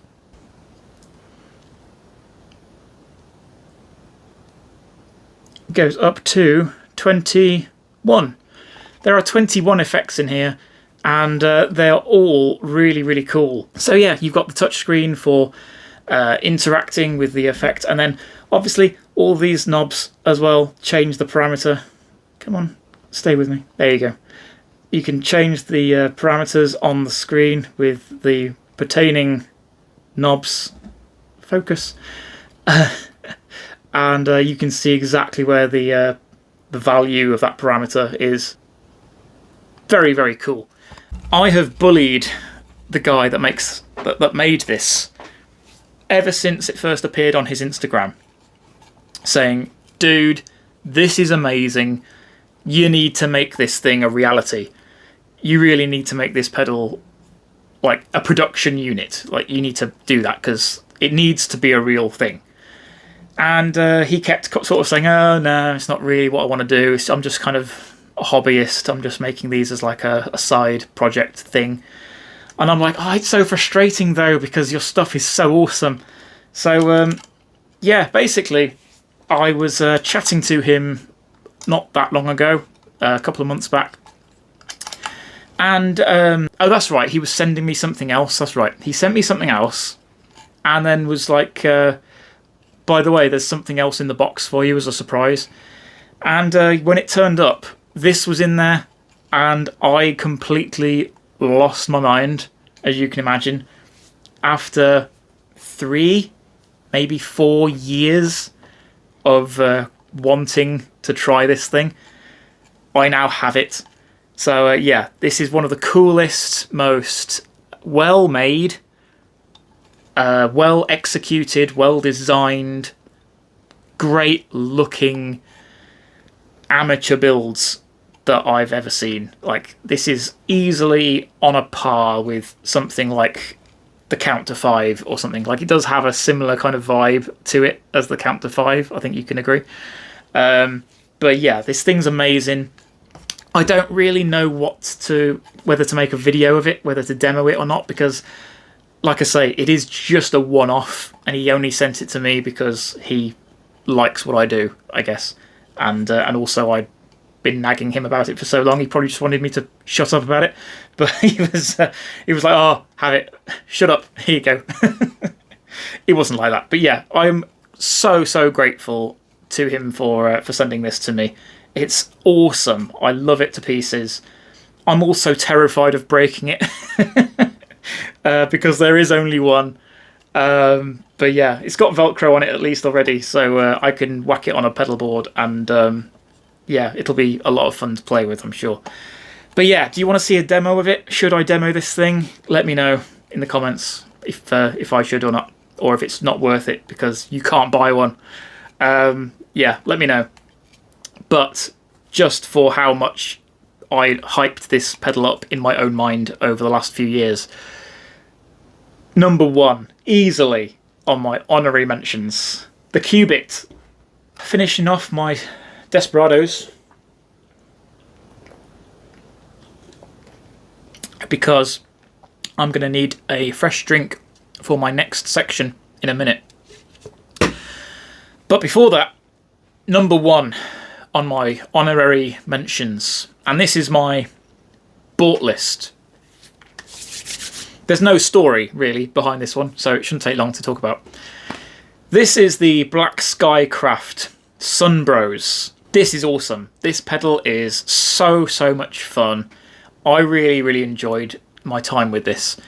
I only really bought it to demo. I mainly just wanted to feature something on my channel from them. But when I'd reached out, I'd just missed the boat for when they were promoting new stuff. So I didn't get a Sunbros. I missed the window of opportunity for that one. But I saw this one, like I said, and grabbed it immediately. So I was finally able to feature it on my channel. And yeah, I think I may have sold it before I even plugged it in.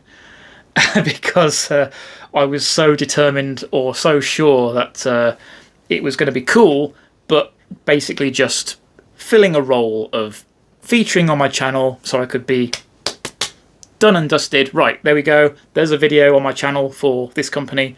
Now I can move on to other stuff, use this pedal to fund something else. And yeah, once I plugged it in and was filming my demo, I was like, oh, this is actually really good.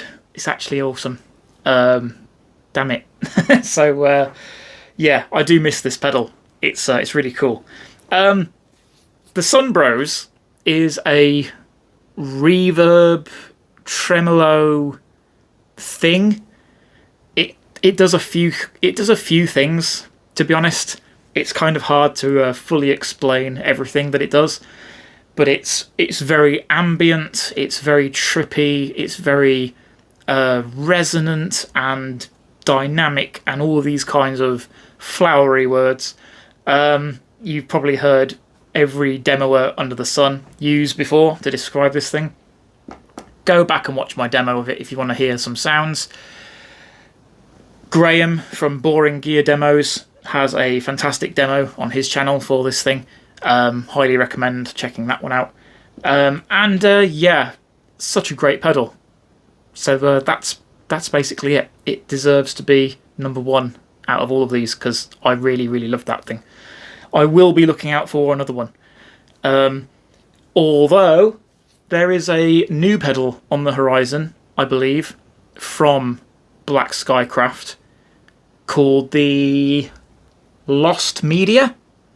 I think it's called Lost Media, and I believe it's expanding on the Sunbros premise and basically doing a similar thing but with a bit more stuff going on.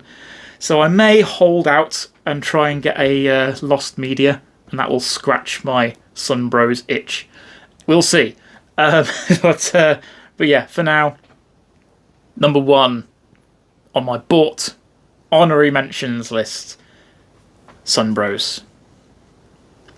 Okay, so if you are familiar with my channel, you will be very aware of this next section. You may even be looking forward to it. Thank you, Ben. My biggest disappointments of 2024. Now, as a disclaimer for this was very hard to put this list together.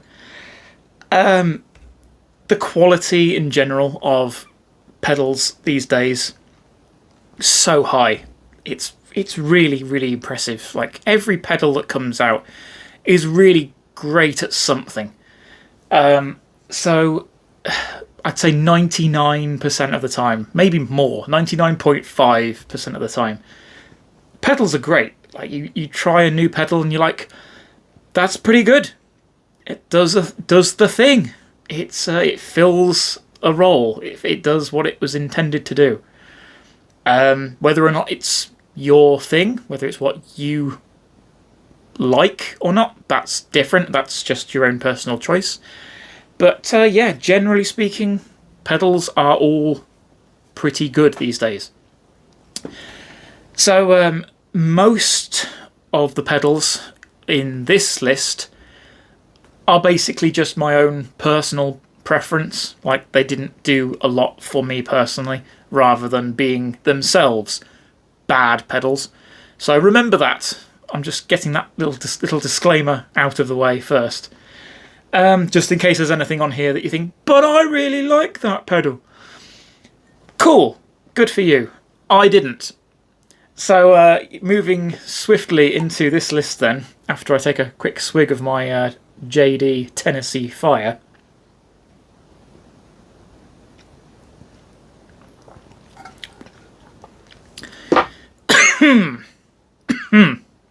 That's good stuff.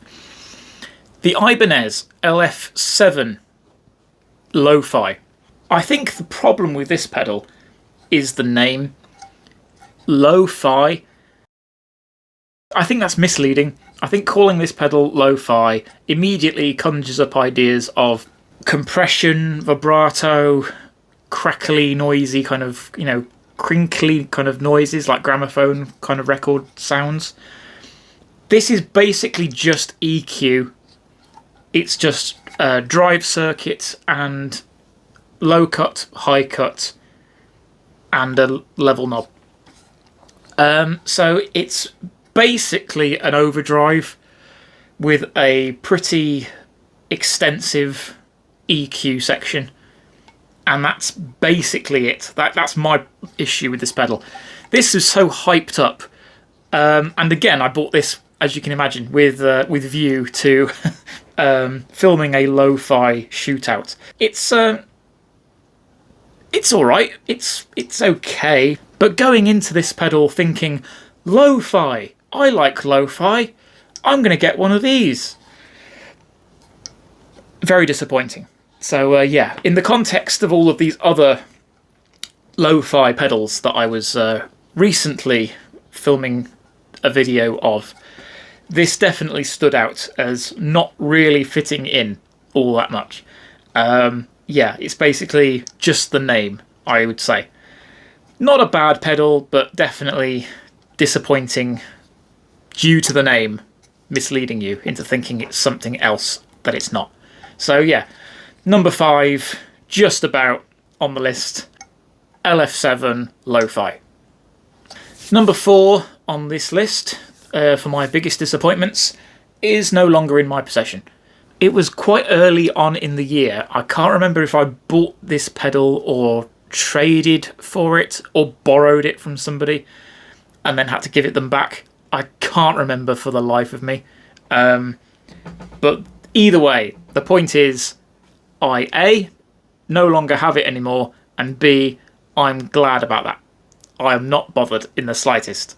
This pedal was the Earthquaker Devices Astral Destiny.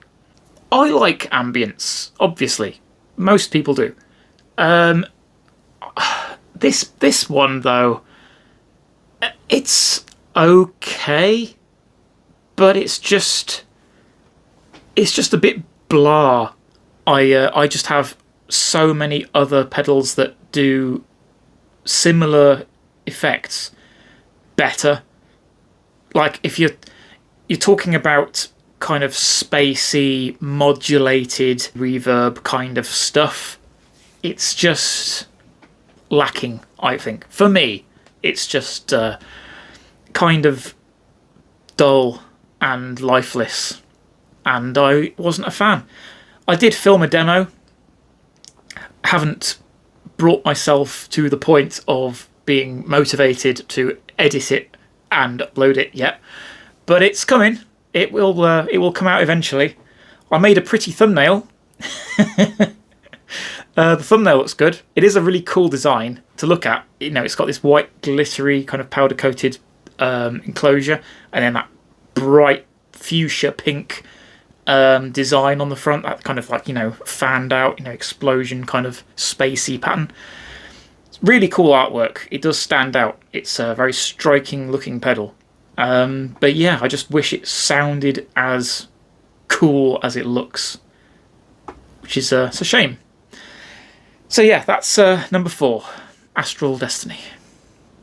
Number 3, another pedal I do not have in my collection at the moment, because I sold it, because I was unimpressed, despite wanting to be. This is the Meris Hydra. I bought this pedal very cheap on Gumtree.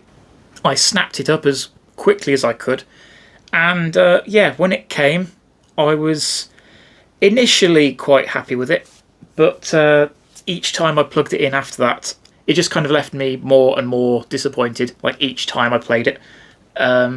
It's quite unruly, I found, to use, and it did sound great in a few settings. For those who don't know, it is a digital delay with pitch shifting. There's like a couple of layers of delay, I think 2 or 3 delay lines, and then you can add pitch shifting onto those as well, so you can have pitch shifting like all over the place on the repeats. It does sound cool, like when you can kind of dial it in right, like it sounds pretty cool. But it's like, it sounds great in this kind of spectrum, but then when you're like playing with settings and stuff, like all of these kind of sounds, it sounds a mess. Like for me, I thought it sounds like there's way too much going on. Some of the pitches kind of clash with each other, and it just sounds like really off-putting and nasty. Like it didn't sound very good. And also that it kept doing this thing for me, like I don't know if other people have found this or not, or maybe I had a faulty unit, I don't know. But the feedback, like I couldn't get it to stop. Like the repeats, it just kind of kept going and going and going and going. Even when I turned the feedback like way down, it wouldn't shut up. Like it just kept on going. Like even turning the pedal off, turning it back on again, like it immediately would just come back again. And I'm like, shut up! Like stop! I'm trying to turn this thing off, for crying out loud. I literally had to unplug it, disconnect the power, and then like reconnect it again. And then it would just immediately just spiral out of control again. I'm like, oh my life, this pedal. I really, really wanted to love it, especially when, you know, Meris have done some really fantastic effects that I've genuinely loved to pieces. The Otto bit, I think I featured last year. Otto bit I recently reacquired. I think it may have been at the end of last year I got my Otto bit. And the Enzo as well. I've played the Enzo before and recently acquired one this year as well. Again, so many pedals I bought this year. There's a lot of competition for these lists, so that's why I've not included it anywhere on here. I did really like it, but again, I liked other stuff way more. So the yeah, I do like Meris, but yeah, this one particular pedal I couldn't get on with. I just it was hard work for me. Again, maybe I just had a slightly problematic pedal. I don't know. I don't think so, but anyway. Number 3. Hedra. Getting through this list now.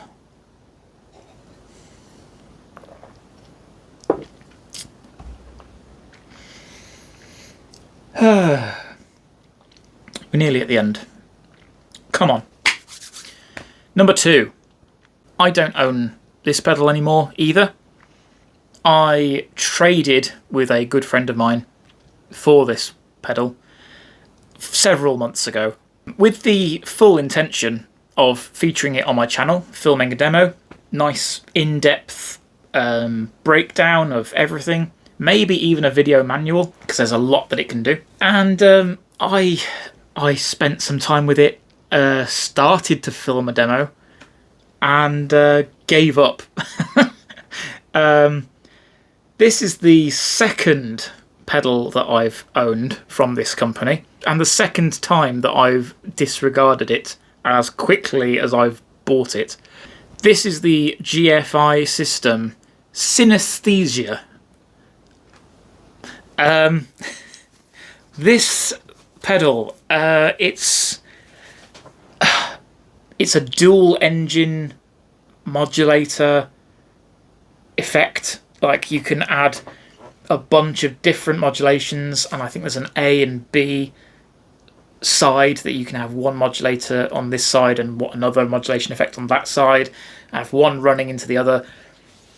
My main issue with it was extremely unintuitive to navigate, which was my number one complaint with the other GFI system pedal that I've owned before, the Skylar.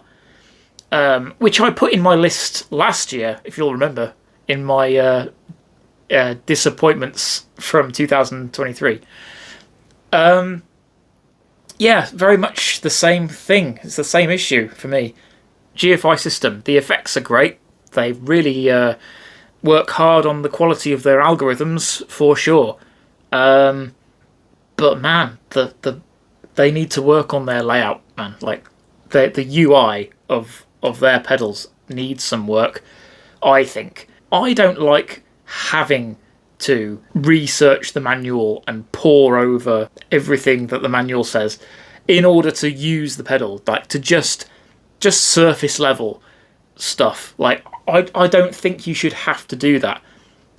Like for the more intricate features, sure, but I don't think a pedal should have to require you just to get the most basic surface level foundation sounds out of the thing to be fully literate in what the manual says. Like everything that the manual says about the pedal should be up here before you even start to use the thing. I don't like that at all. I think it's a very poor design. I said it. That's my opinion. I don't like GFI system. I think it's just yeah. I've tried a couple of times now and had the same exact experience each time. I just think that they need to work on their UI.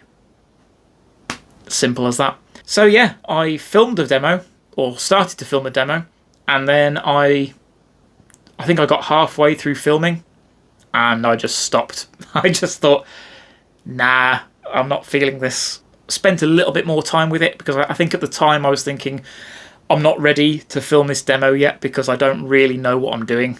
So I thought I need to turn the camera off, put the stuff away, and focus on the pedal and spend some time with it myself first, then come back and film the demo later. Did that, and still was not inspired to start to film a demo with the thing. So yeah, I was not impressed. At least I got my money back selling it on to hopefully somebody else who was able to fully utilise that effect and get the most out of it. Because I'm sure it's fantastic to a lot of people. But yeah, for me, I just couldn't get along with it. So yeah, number 2, synesthesia. Stupid name as well. Synesthesia.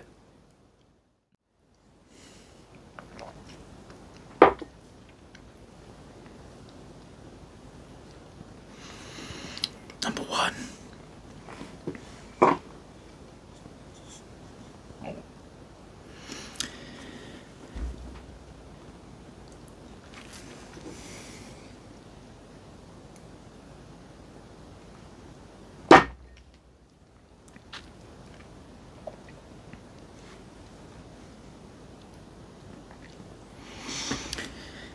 Nah, mate.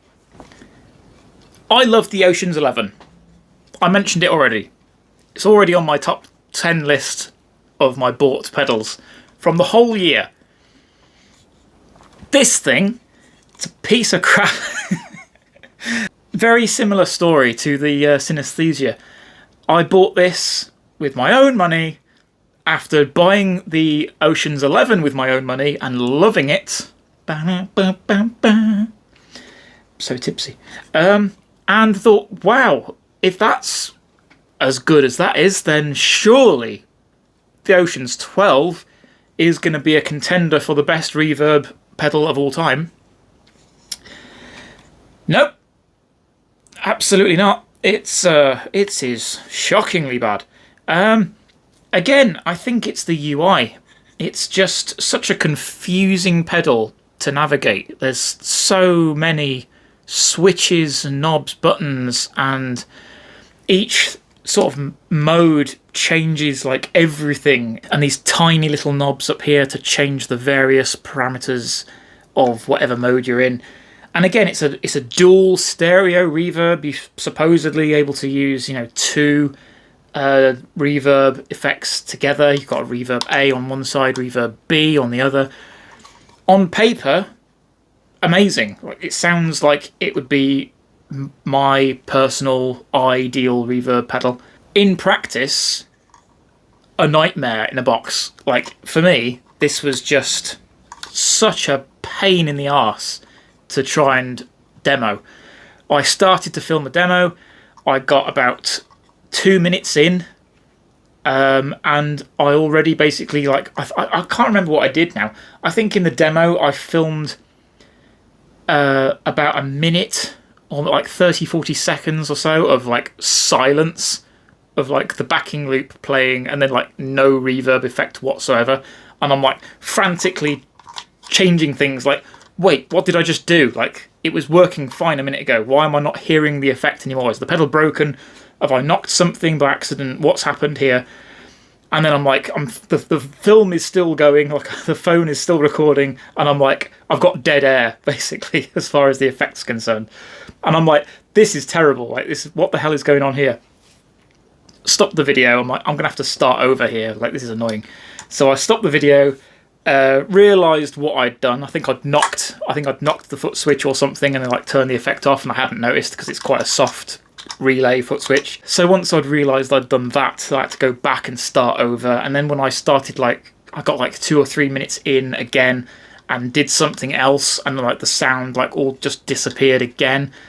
And I'm like, what the hell now? What have I done now? So like again thought, oh, I've just done the same thing again. And I'm like, no, I hadn't done anything there. Like, what's wrong? What have I missed? And then again, I'm like troubleshooting all over the place for like another minute or so of like dead video, from fumbling around trying to figure out like, what have I knocked? What have I just done on here? Eventually finding what I'd done and then going, oh, right, okay. So figuring that out, mentally sort of thinking, right, I've got to edit out the last minute of video.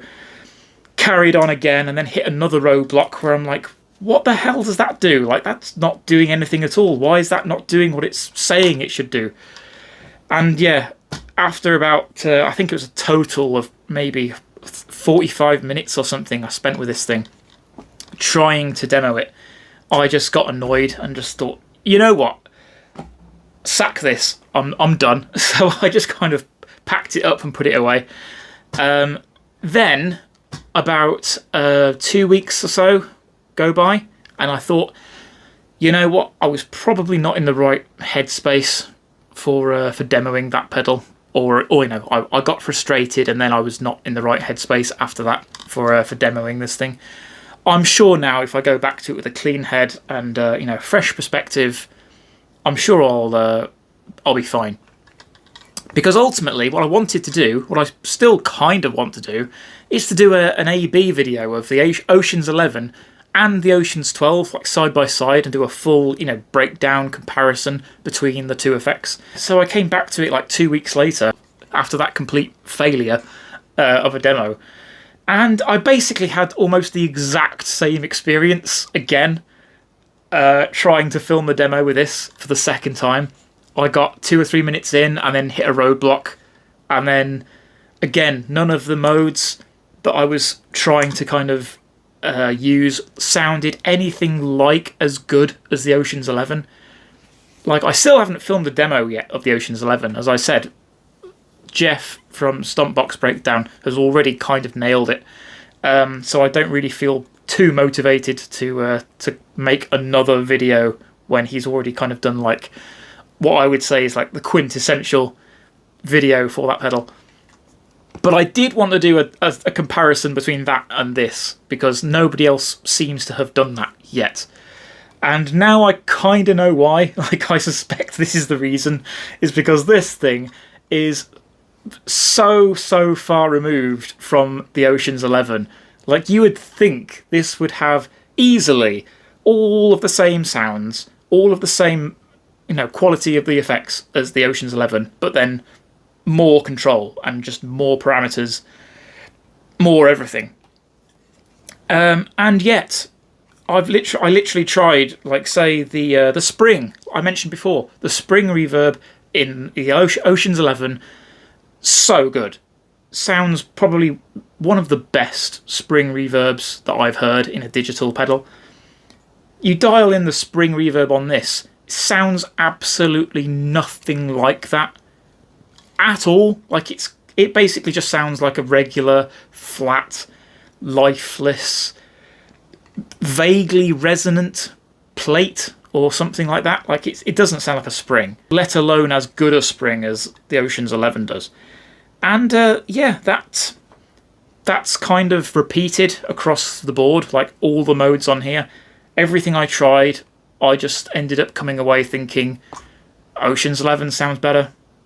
Like that mode sounds better on a pedal with essentially 3 parameters to choose from. There are more than that. You can hold the foot switch, I think, and then like select different parameters.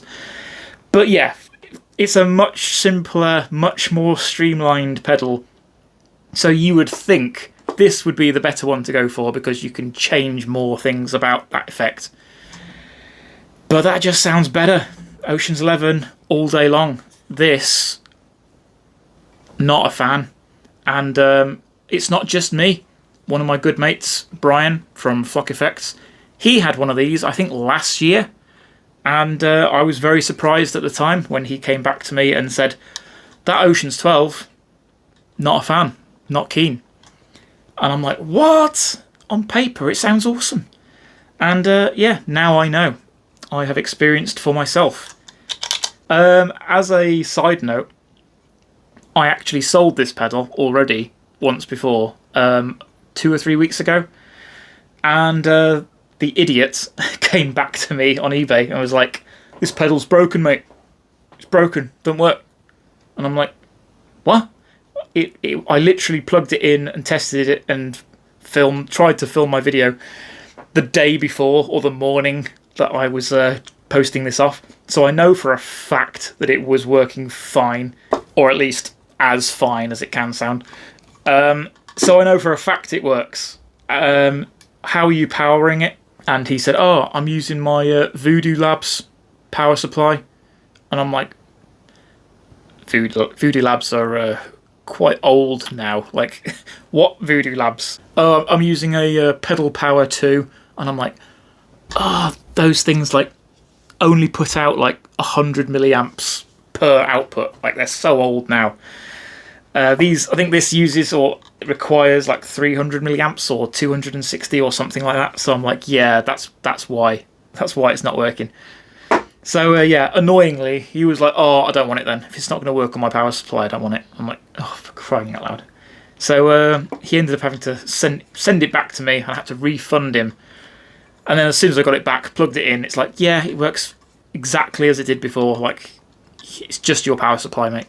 Never replied, but had to refund him, obviously. So yeah, this is going back up for sale again, but this is not the time of year to be selling things. So I haven't had any takers just yet.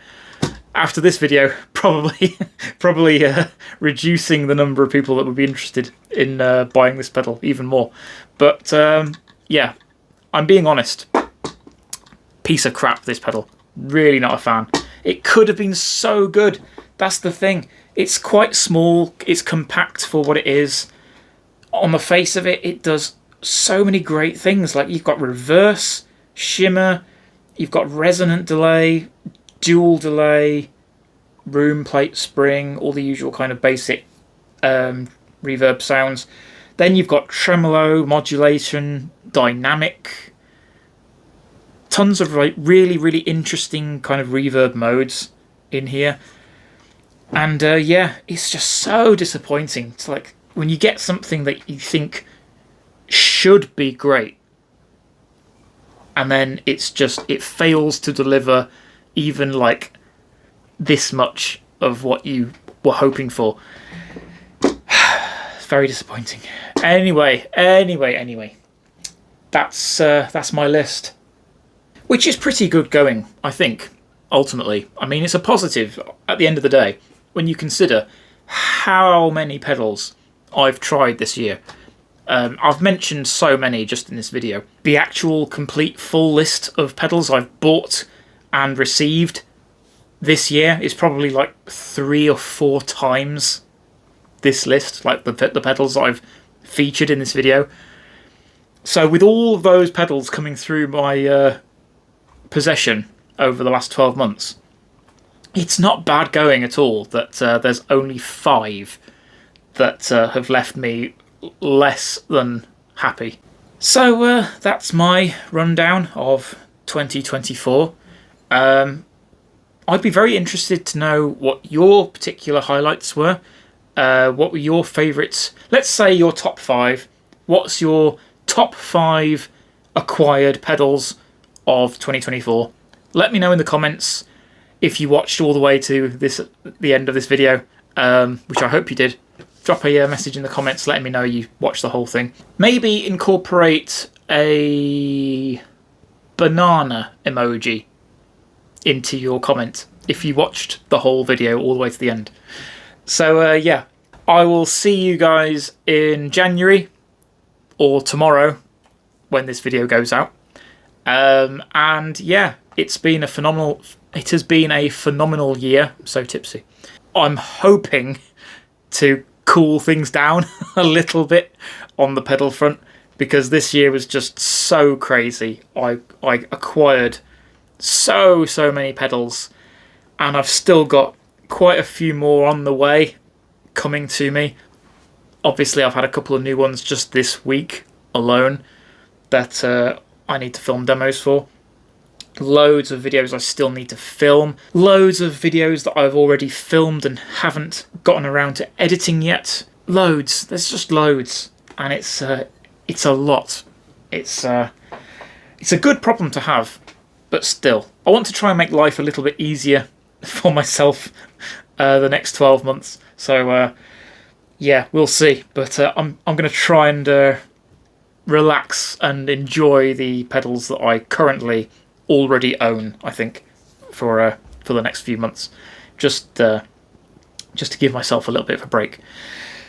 But there's a lot to look forward to on the horizon. I've got my Chase Bliss mystery box, hopefully coming my way very soon.